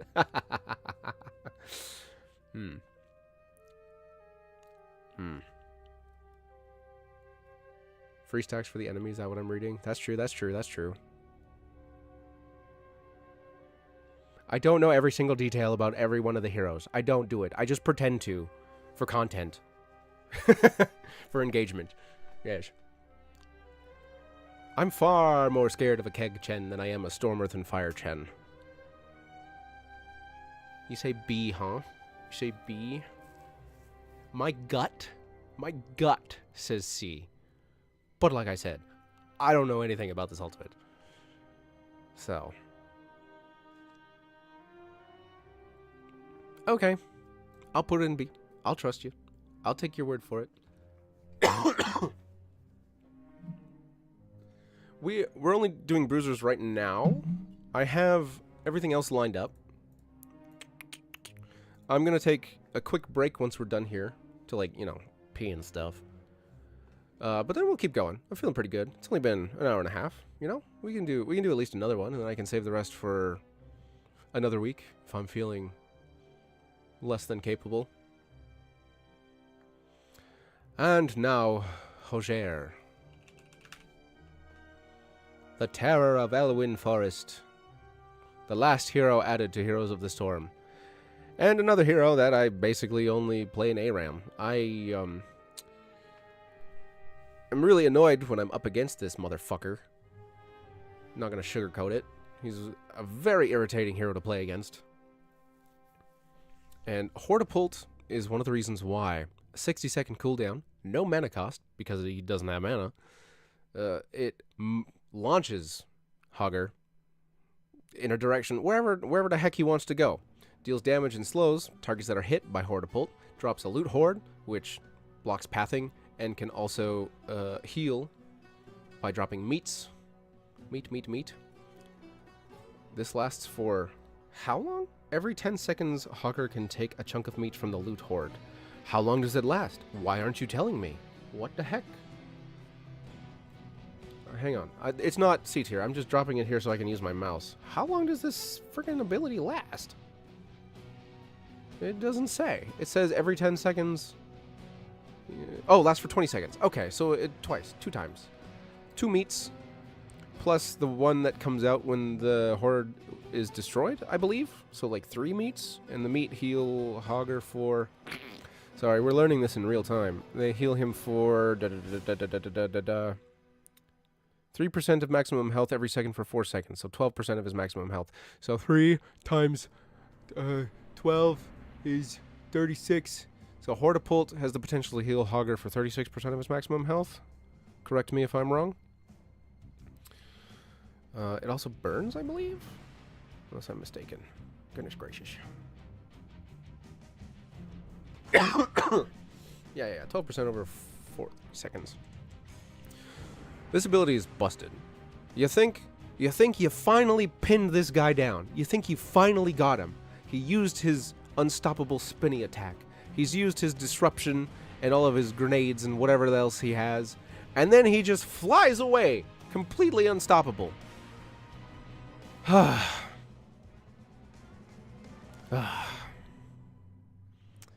It does so much for him. More than he needs. I would say, honestly, because of that, that's S tier. It is stupidly strong. I cannot stand this friggin' hero. He is so irritating. Is he more irritating than Murky? I think so, actually. Because Murky, you at least have the catharsis of popping him from time to time, even though it doesn't really do much. Hogger just gets away and lives, and he's just a nuisance. I can understand why Stormwind put a bounty on him. So irritating. I wish I knew how to play him. Shockwave has to compete with Hortapult. 70-second cooldown. It's one of those ultimates. There's this grouping of ultimates that just fire a big skill shot in a line. And sometimes they have older effects like damage over time, or they just do damage, or they have cooldown reductions, or they do slows, or what have you. Shockwave is a stun version of that. It's kind of penis-shaped, I believe. The balls are closer to Hogger, and then the shaft goes away from him. So you'll be able to stun more people the closer they are to you. It does a fair amount, excuse me, a fair amount of damage. And if you're closer, if you're in the balls of the penis, you get stunned for more, 1.5 seconds. Whereas if you're only hit by the shockwave, you only get stunned for 0.75 seconds. Yeah, it's like the Sundering, basically. It deals less damage than Sundering, I believe. Yes, it does. Deals less damage than Sundering, but it's kind of the same idea. It's just a long-range skill shot that stuns. It's okay. It's alright. It's not as annoying as Hortapult. But it is what it is. I'm dying.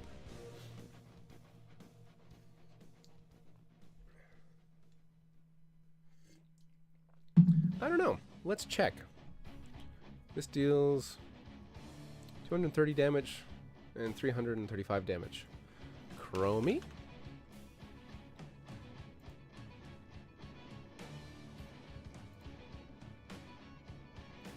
Chromie's Q does, in fact, deal more damage than this ultimate. That's funny. Only the shockwave part of it. The balls part of the shockwave deals more damage than the sandblast.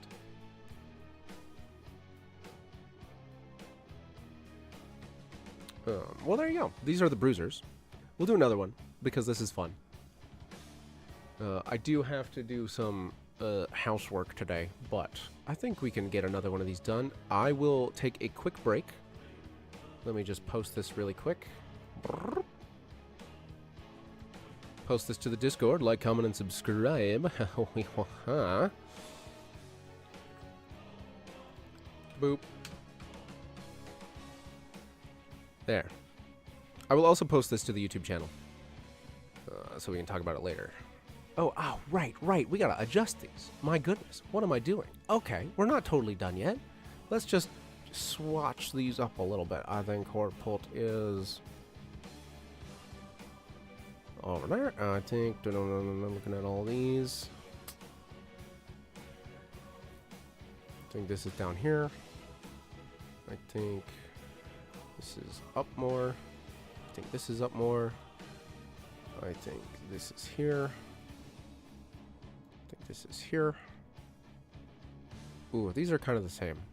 These are not. This is not totally perfect. This is not totally perfect. This is not totally perfect.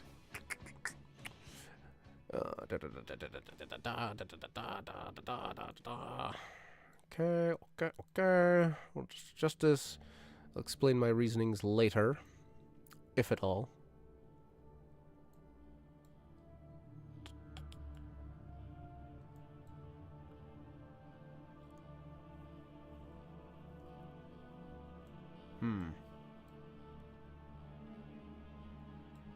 These are all kind of, all the B ones are kind of at the same level. Yeah, I don't think bruisers have like an F tier ultimate, to be fair. I think bruisers are really well balanced. I think they're really well designed. I love me some good bruisers. Let's see. Cataclysm. No, skeletons.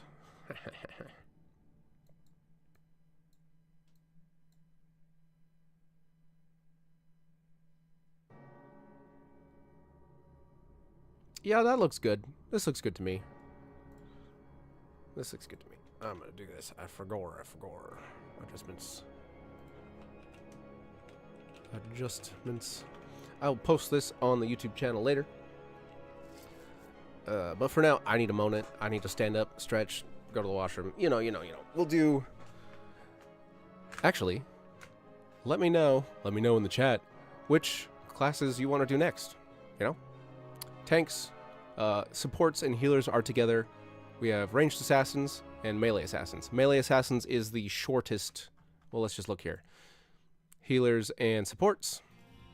Ranged assassins, that's a lot. I might veto you if you pick this one. Of course, me saying that means you're just going to vote for ranged assassins. Melee assassins, quite small. And tanks, just a little bit bigger than melee assassins. Let me know in the chat which ones you want to do next, and I will be back shortly.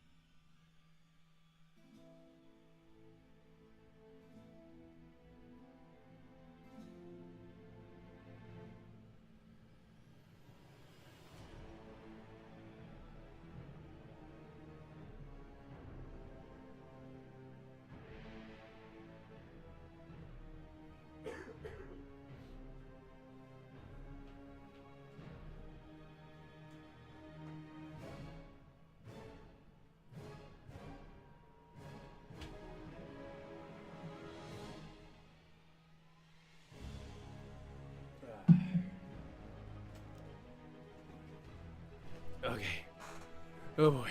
Alright. Stupid plastic mat getting in my way.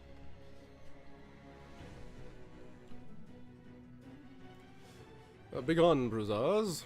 Poof. Alright, let's take a look at the challenge, see what we got here. Thank you for waiting. Thank you for your patience. Still dying. You'd think this cough would be gone already. Let's see.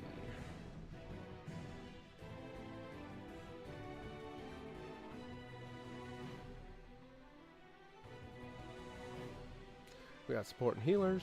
Skip range for today. I would prefer not to do range today, honestly. Melee assassins, tanks and melee assassins. Oh, looks like it's gonna be melee assassins. Works for me. Melee assassins.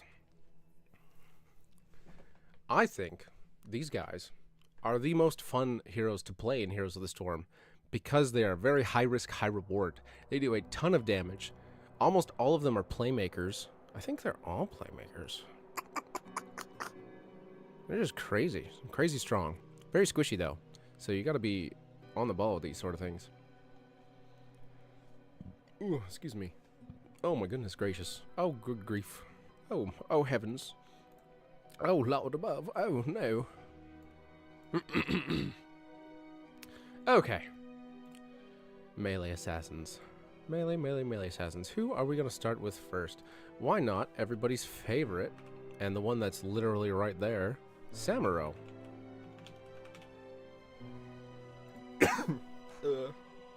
Jeez, I leave for a second, and my body dies. Okay.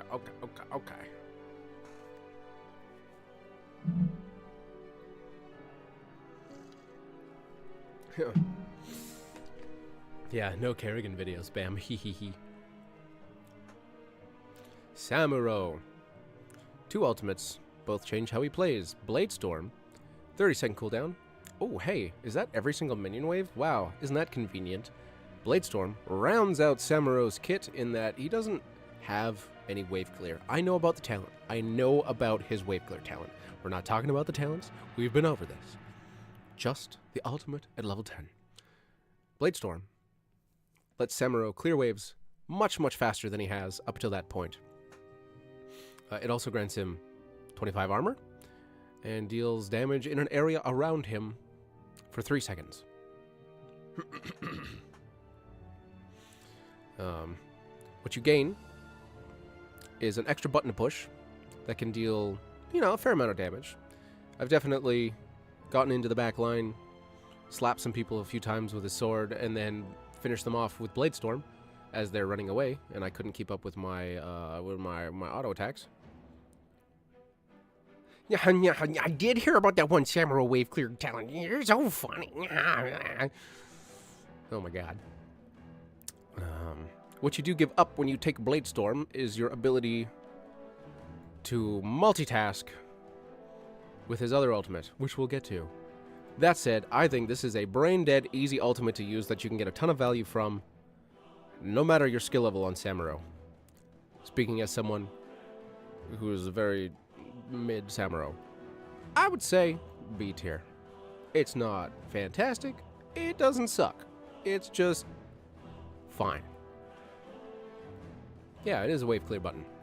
Illusion Master, on the other hand.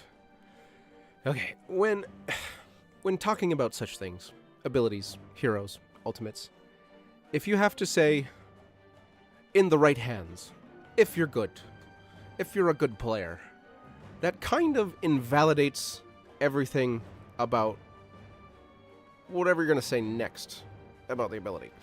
Because in the right hands, almost every ability can be good. Which makes this ability really tricky to talk about, because in the wrong hands, it's garbage. It doesn't do anything. And in the right hands, it's really friggin' annoying. There's no real in-between with Illusion Master. An 8-second cooldown, it's not really an ultimate. It's more of an upgrade for your clones. It reduces the cooldown of your image transmission, so you can swap between your clones to 8 seconds. You can control your clones individually or as a group. And the clone's damage is doubled. when you take this ultimate. A trait tier list when. Stop it. You stop that right now. Don't you troll me. Don't. I'm no longer asking. You be nice. You be nice, you behave.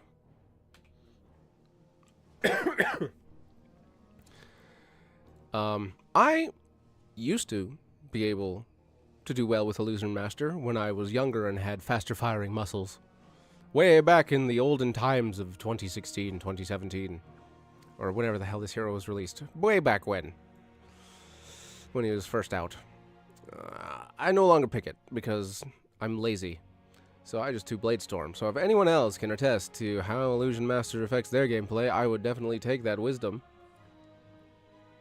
You're a fox in real life? That's for you to find out. I think it's pretty good. I'm really having a hard time thinking about this one objectively. I'm just going to put it in A tier and then see what the chat says and move on.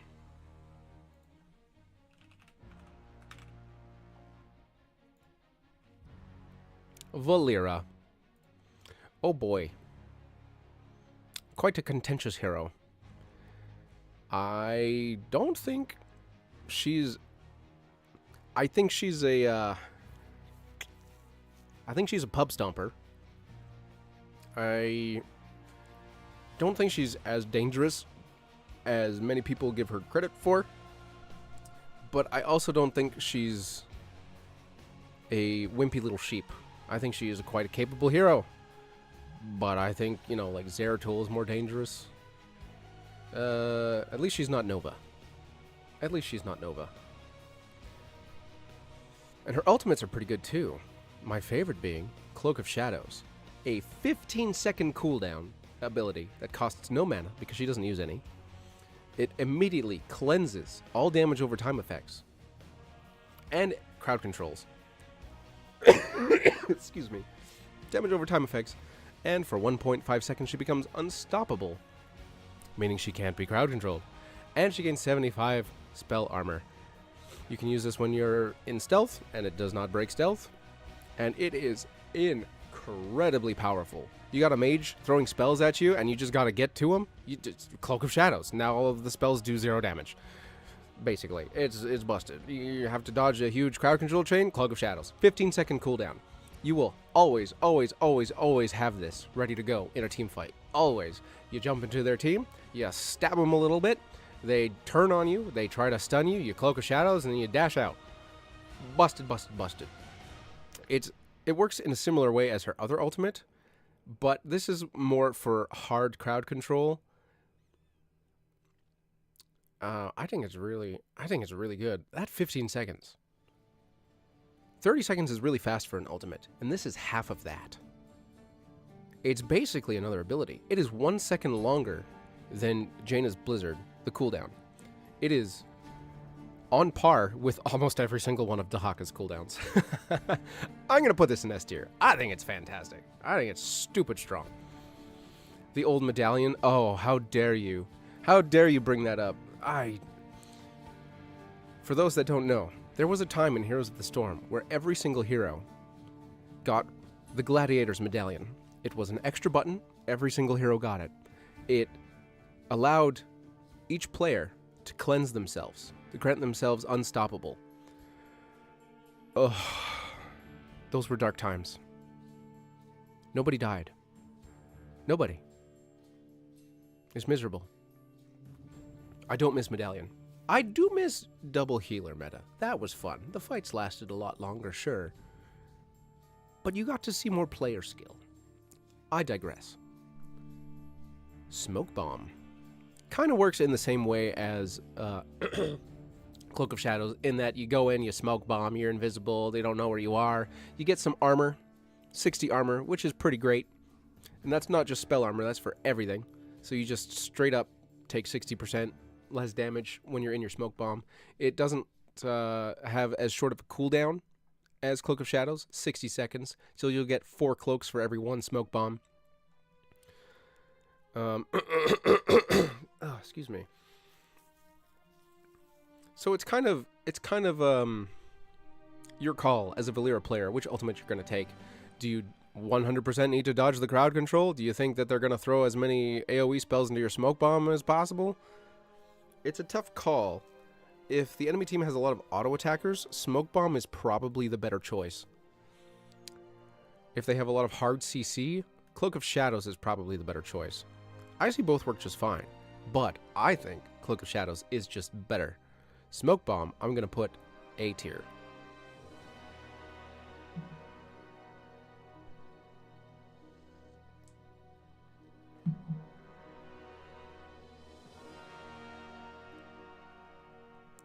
Now, who's that? Oh, I know who that is. My Ev. Ah. My Ev. My beloved. This hero was busted when she came out. I had the biggest crush on Night Elves when I was growing up. Oh my god, when I was a sweaty little acne-filled nerd in high school, Night Elves... Whoa. Purple girls, man, they do something for me. Her ultimates, however, don't do much for me. Containment Disc is pretty good. It's a stasis ultimate. A skill shot stasis ultimate. Like a time stop. 50 mana, 40-second cooldown. Pretty quick. Can lock a hero out of a fight for 4 seconds. Silences them once it's over, and reduces their vision. They are in stasis. They can't do anything, they can't see anything, and once they get out of it, they can't say anything. It's quite strong. But the fact that it also protects them can kind of trip up your team. You can accidentally troll your team if they're focusing a target and then you, for whatever reason, throw your containment disc and it clips them, then all of those spells are wasted. I still think it's pretty good. And you can let it sit for a while. You can hit someone with a containment disc and let it sit for 6 seconds. I think it's pretty good. I'm just going to put that there. I'm just going to, you know, put that there and see what you say about it. Her other ultimate is okay. Controls an area. Warden's Cage, 80 mana cost, 100 second cooldown. Summons a ring of wardens in a cage around Maev, which, when an enemy hero walks into them, will shoot them towards the center of the circle. They can only do it once. Triggering a warden will clear it, make it go away. What this is useful for is trapping multiple targets compared to her other ultimate, which is just one target. And the cage only lasts 5 seconds. I think it's pretty strong. But you do have to position yourself more dangerously to use it. Unless you've got like a good grab on people and you're about to yoink them towards you, then you can cast it and then pull the enemy towards you, and then they're trapped in the warden circle. I think it's pretty good. Maev is one of those heroes that require a lot of coordination. 100-second cooldown, yes. Yes, 100-second cooldown. Yeah, I don't think... My gut feeling is just a little bit lower. Just a little bit. Just, you know, we'll just put you there and see what happens.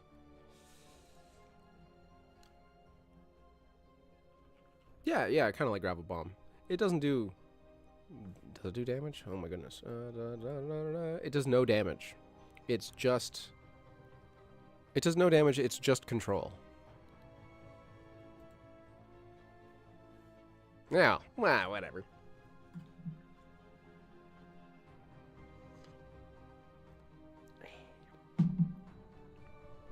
Delicious tea. Oh, my poor esophagus. Next, we have the High Lord, Alarak. One of the strongest heroes in the game, I would say, with 2 fantastic ultimates. The one most people take first, mostly, because it's so easy to use, is Counter-Strike.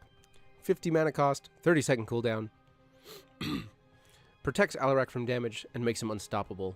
And, if he takes damage during the 1-second channel, will fire off a triangle in the direction he's facing, which can do a ton of damage, which can definitely kill people. It is a fun and useful ult. is very powerful. It's not S tier powerful. I think it's A tier powerful. It can invalidate a lot of damage and turn fights around. It's quite strong, yes. Quite strong. Ugh. This is awful. I apologize for all the coughing.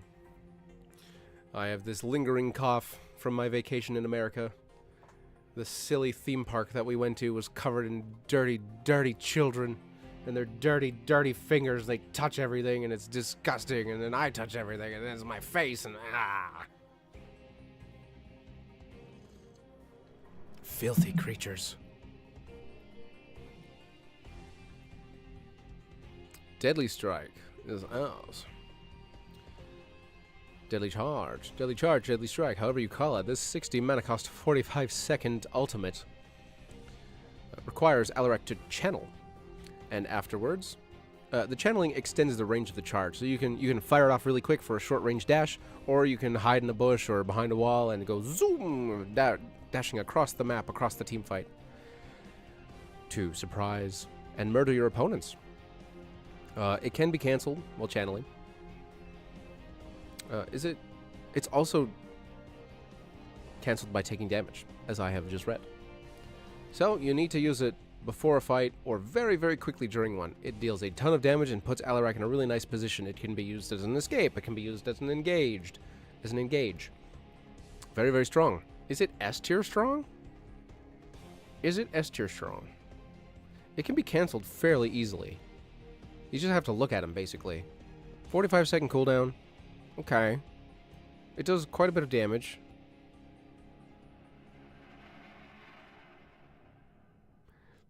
If you have sadism already. Yes. Sadism. Is it S tier? Is it S tier?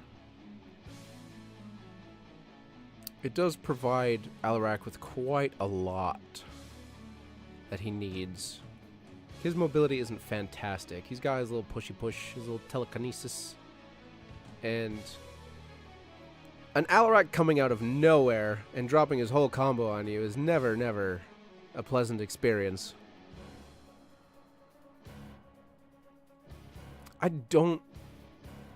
I see your words. I see what you say. I don't think it's S. I think it's A. I think it's very strong. But I don't think it's stupidly strong.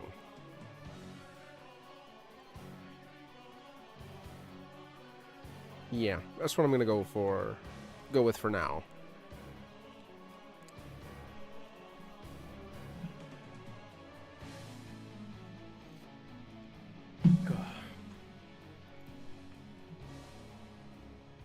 Alright, who's next? Kira. I really like Kira. I don't play her because playing her feels like cheating. I know she's cancelable, interruptible, you gotta hit your spells, blah, blah, blah. I feel like cheating when playing Kira because she's so mobile and she does so much damage. She's got quite a good sustain. All that being said, where is it? Final Strike. This is one of those long skill shots, those big rectangles that heroes throw out in front of them for whatever reason. Oopsie daisies. For whatever reason, there's a ton of ultimates that are just big-ass rectangles. It's not F tier. Nah, don't look at that. It's not F tier. They're just big-ass rectangles, and all it does is, you know, she goes, I'm gonna get you, and then she fires off this skill shot, which does a ton of damage. It adds the damage over time, I believe. And it does more damage to heroes that have less health. So if you're below 50% health, this will deal 25% more damage to you. 45 mana, 40-second cooldown, fairly quick, fairly cheap, fairly strong. Kind of a basic bitch ability, though. Yeah, it's like, there's so many of these.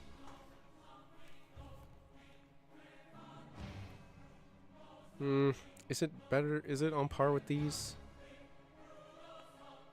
You know what? Actually looking at it.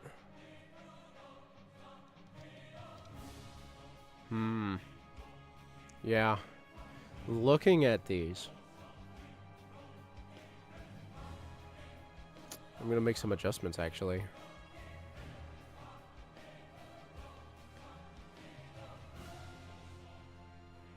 This one's bothering me. Illusion Master's bothering me. Ah, I'm distracted. I'll think about it later. Unrelenting Strikes. 50 mana, 60-second cooldown.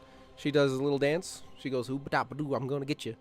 And after 2.5 seconds of dancing, and the area growing while she dances, she will deal, a moderate amount of damage, but more importantly, does an area stun, which lasts for 1.5 seconds.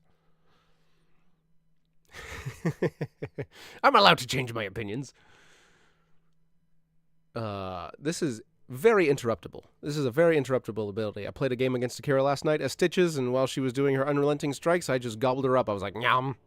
And she was like, "No, you can't do that," but I did.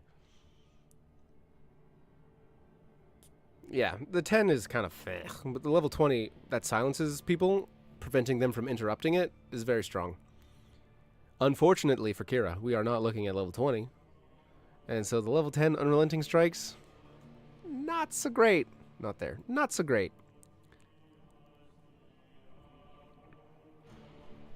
Yeah. Not fantastic.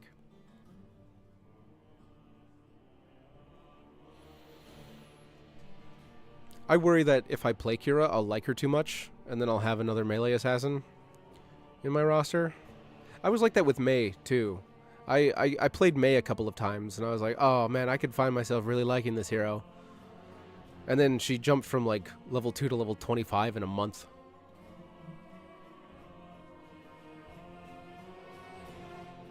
Yeah. You gotta be careful with these obsessions with heroes. You already lost so much time to this stupid game.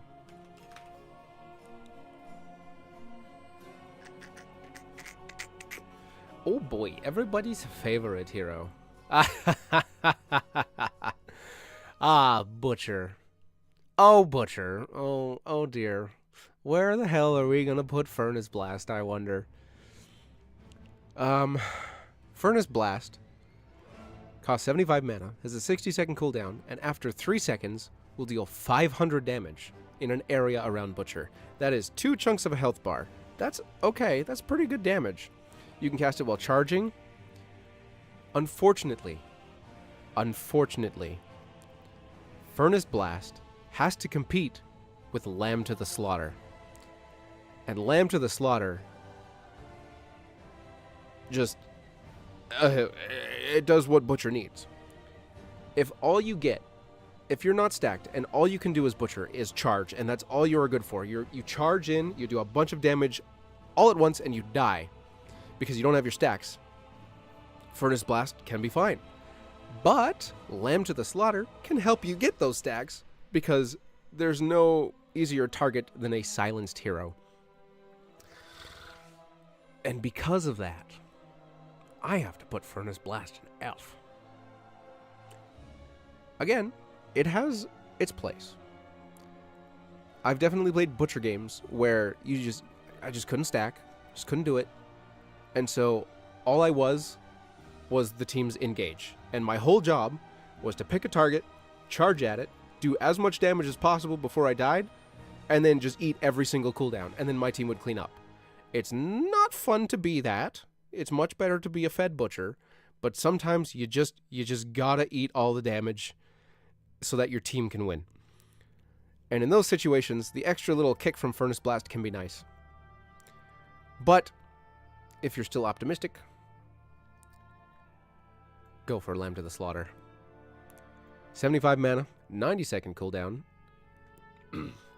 a ranged area of effectability that will hook a hero in its area after a 1-second delay, dealing 171 damage, respectable, and chaining them to the lamb post, to the slaughter post for 3 seconds. The hero that's chained is silenced, and when they run away, if they reach the edge of the area, they'll be yoinked back to the center of it. You can use this while you're at the end of your charge. You can use this at range. You can hide in a bush and just surprise Lamb to the Slaughter and start the fight that way. The level 20 Talon is broken, but again, you've just silenced the whole friggin' team. But again, we're not talking about level 20. Lamb to the Slaughter helps Butcher win more, helps Butcher catch up, can guarantee a pick. You don't even have to use it on a hero that you're targeting. You can throw it on a healer and they can't do anything.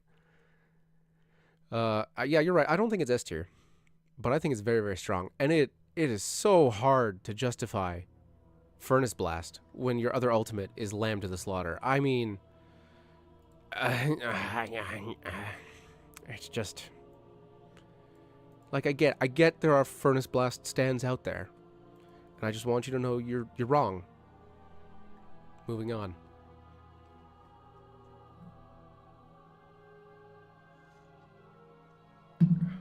Man, what's with all these blasts from the past? We were talking about a healer, double healer meta, the Gladiator's Medallion, and gated talents. Ugh. Ugh. Don't remind me. Where's Ratty? Where's Ratty when you need her? Kerrigan. Brutal Kerrigan, if you're watching this, I owe you about 4 losses. Or you owe me 4 wins. Goodness gracious. Never gonna beat this guy. Kerrigan has 2 fantastic ultimates. One is Maelstrom, which is kind of like Malthael's Tormented Souls. It's an 80 mana cost, 90-second cooldown that deals damage in an area around Kerrigan. The difference is, with Kerrigan's damage, she gains a shield. So, I know Malthael can heal himself with his whatever Q or W or whatever the heck abilities he's got. But Kerrigan is kind of a momentum-based hero that needs to maintain those shields throughout the fight. So, if she can get inside the team and then pop her Maelstrom and then just have a bajillion shields, it's great.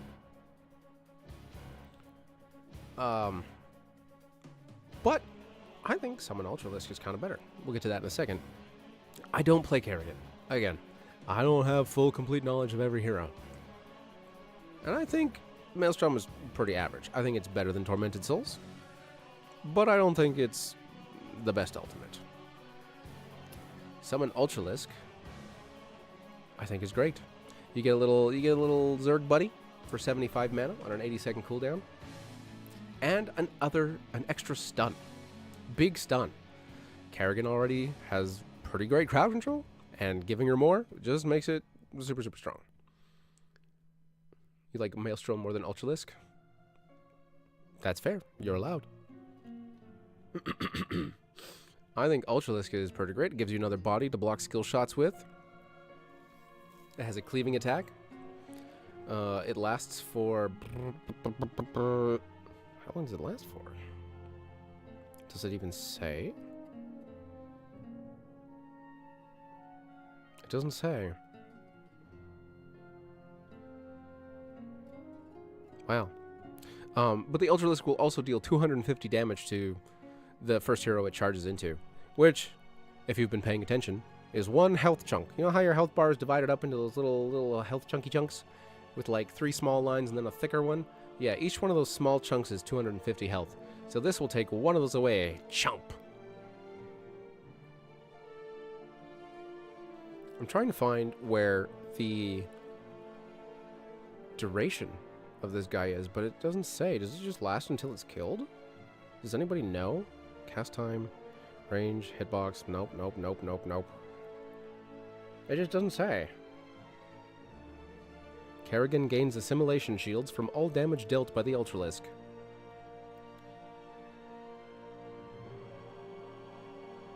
Meh. I can't find it. It doesn't say nothing. Doesn't say nothing. About 15 seconds? Basically Misha. Yeah, I swear he's got a timer. Cause the level 20 upgrade turns him into an egg when he dies, which respawns. Which he wouldn't need. Right? Unless... I'm not tripping. Hang on. I got the game up right now. Let's just take a looky look. Today's background music is sponsored by Heroes of the Storm. They're playing all the music in the background, and I just have it up like that. It straight up doesn't say.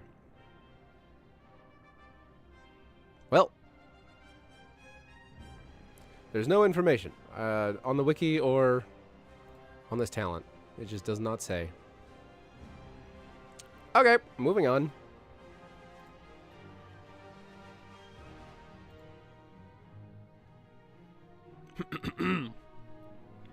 Murky. Murky, murky, murky. I'm not gonna, nah, we'll find out later. You know, I gotta finish this tier list. March of the Murlocs. The troll pick. Let's be real here. 110-second cooldown. After a short channel, Murky will just throw all of his little friends at a target for a couple of seconds. And, you know, each Murloc will stick to a hero or a structure and slow them for 5 seconds. And the Murlocs will deal half damage to structures. This is kind of a troll pick. There are some situations where March of the Murlocs is pretty great. If you don't need Octograb, March of the Murlocs, obviously. But when do you not need Octograb? Tell me when. Tell me when. It's a very good area control ability. You can deny a lot of space with the Murlocs.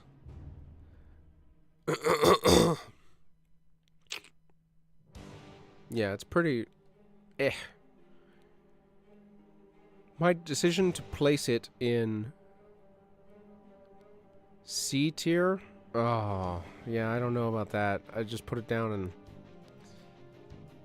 My decision to place it in D tier is directly related to my decision to place Octograb. Oh. A or S? Much, much higher.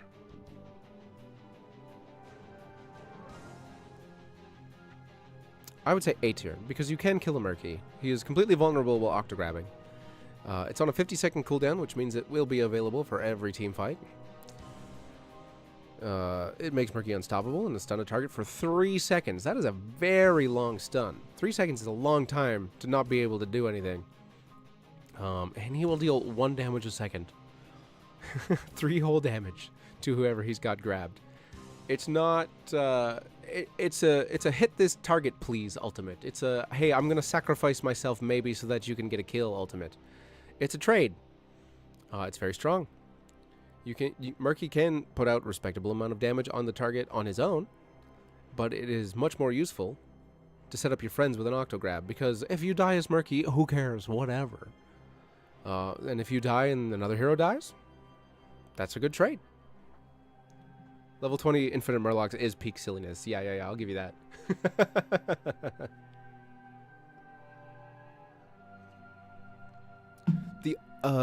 What's keeping Octo out of S for me is the fact that Murky is completely vulnerable while he's channeling Octograb. So it can be stopped. It can be cancelled. You can cleanse Octograb. You can dodge Octograb. There's this weird... I don't know if it's frame perfect, but there's this weird moment where Murky charges. He starts charging with Octograb, and if you get out of range, it just cancels it. Yeah,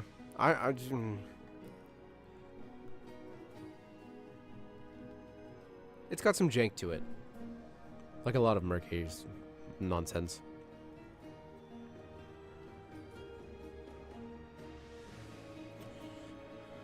Sorry, I'm just thinking about it.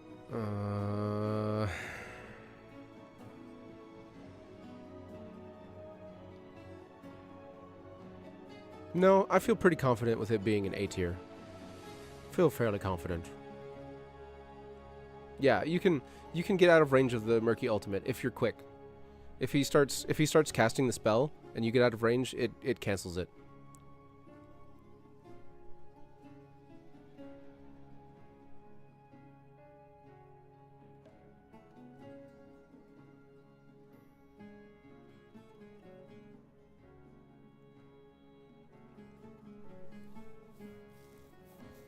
That is true. It does change how to play against Murky, because if he can just grab you and you don't know where the enemy team is, you're toast. Now, Zeratul or Illidan? Let's do Illidan. Why not? He's been waiting long enough. Ba-dum-ts. His ultimates, or ultimate rather, burying the lead, is quite strong. A 100-second cooldown, costs no mana because Illidan doesn't use any. Deals 251 damage on impact. That's one more damage than a health bar chunk. And stuns a target for 1 second. It's not global. It is not a global range. And he's not unstoppable for the whole time. He can be stunned out of the ultimate while he's channeling it. But he becomes unstoppable once he's charging. Again, not a global, just very, very, very long range. He can use this to engage, he can use this to escape, because you don't necessarily have to pick a hero target.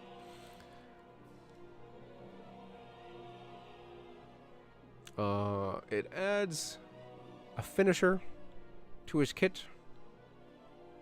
But that's kind of all it is. And it's got quite a long cooldown. I know his whole shtick is reducing his cooldown with auto attacks. But S tier?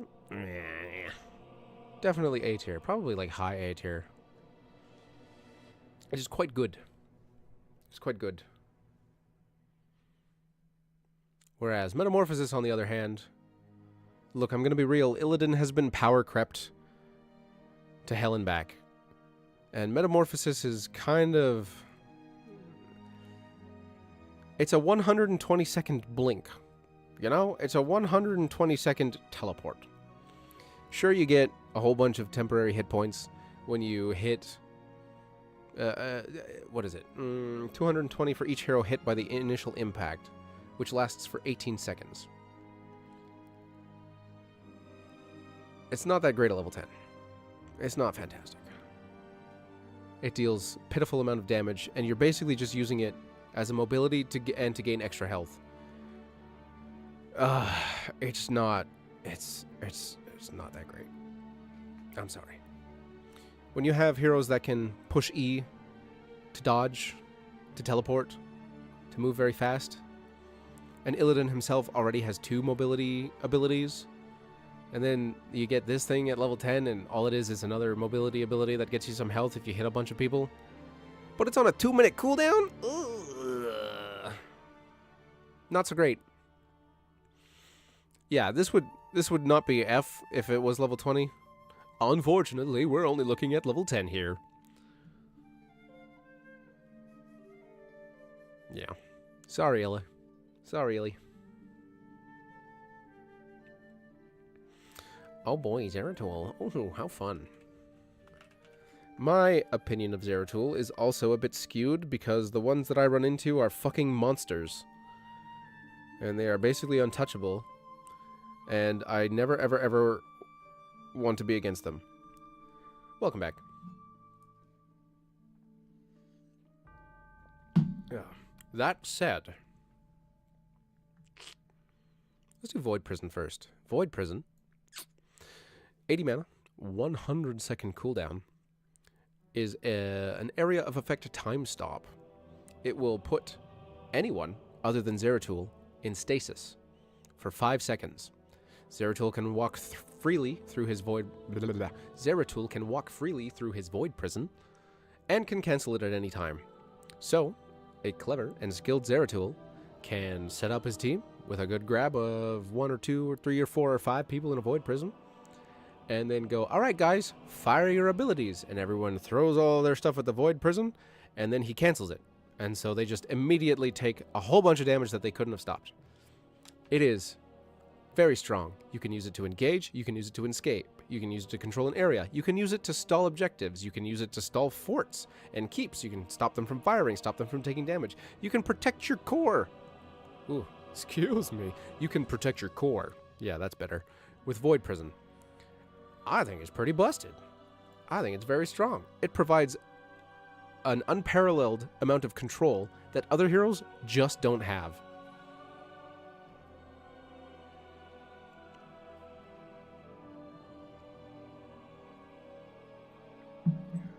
Yeah, it is stupidly strong.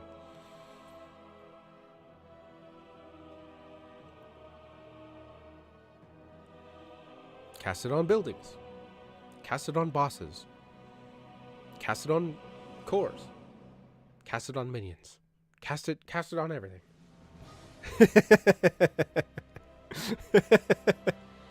Each my voice cracked. The upper registers of my my voice are a bit out of reach for me right now because of this stupid cough that just won't go away. And finally, Might of the Nerazim. It's not F tier, I just dropped it. 30 mana, 20-second cooldown. It's a not free version, it's a 30 mana version of whatever ability you just used. It deals half the damage of the ability, but after using any ability, this ultimate makes your auto attack deal 30% more damage. Any ability. Your Q, your W, your E, your 1, what is that called? Vorpal Blade? And then the R itself. Any ability you use after picking this ultimate will increase your basic attack damage by 30%, but only once. So you gotta weave your attacks between your abilities. As well, since this duplicates the last ability you used, it creates a lot of shenanigan potential. You can double Q for a quick burst of damage. You can double W for a quick burst of damage. You can teleport in, do your whole combo, and then teleport out. You can teleport in with your W, teleport out, or teleport in with your W, auto attack, Q, auto attack, teleport out, Vorpal Blade back in, or teleport back in, auto attack, run away a little bit, Vorpal Blade, auto attack, and then teleport out. There's so many things you could do. There's so many teleports and teleports. You can't catch Zeratul. You can't catch him. He's got too many tricks. I don't think it's as strong as Void Prison, but I think it's quite strong. Yeah. I cannot frickin' stand fighting against good Zeratuls. Is it S tier? Is it S? It feels wrong to give Zeratul both S's. This one is more... Oh, they're both kind of skill-based, and they're both really strong. I don't know. Help me out, guys. I want to put it in A tier. But the way he's looking at me is making me... He's intimidating me.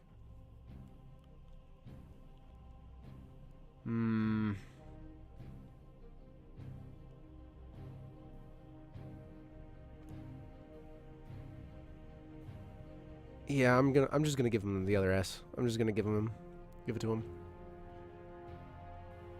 That looks right. Let's see here. Let's see here.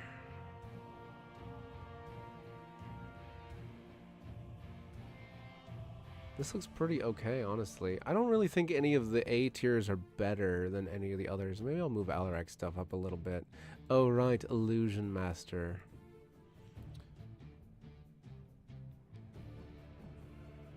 There's so much more skill expression involved with melee assassins.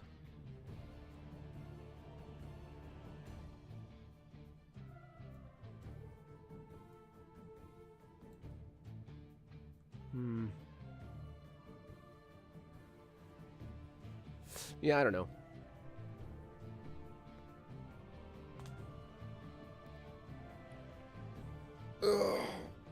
The skill, put it in B because it's too hard. I mean, for you.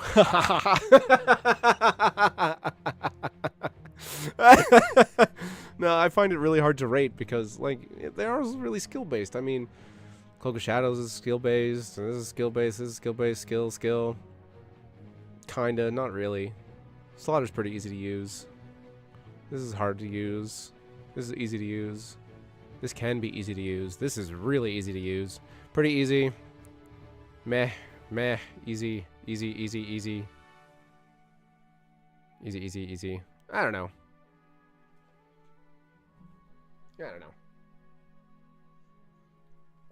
Looks good to me. Yoink. Stolen. Posted. Cool. That's good enough for today. We did the Bruisers and we did the Melee Assassins. Next week, we got some other things to do. But I'll see you guys then. I got other things to do. Thank you for joining me today. Thank you for participating in this discussion on the ultimate tier list. If you haven't already, like, comment, and subscribe, though I expect you already have if you're here. Should have a new video out next week, along with a couple of other games posted. I think that's everything. Any questions before we go?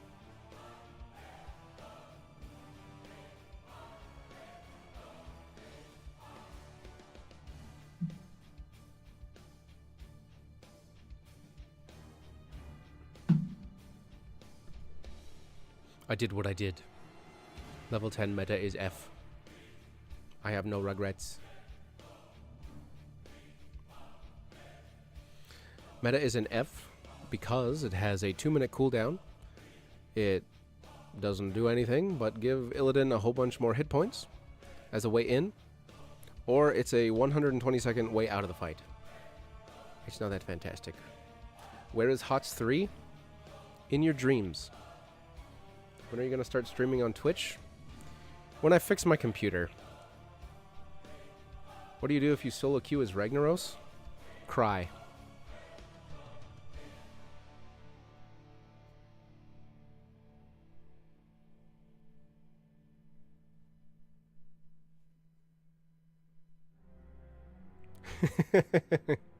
Alright, that's good enough. Thanks for coming, everybody. I'll see you later. Goodbye.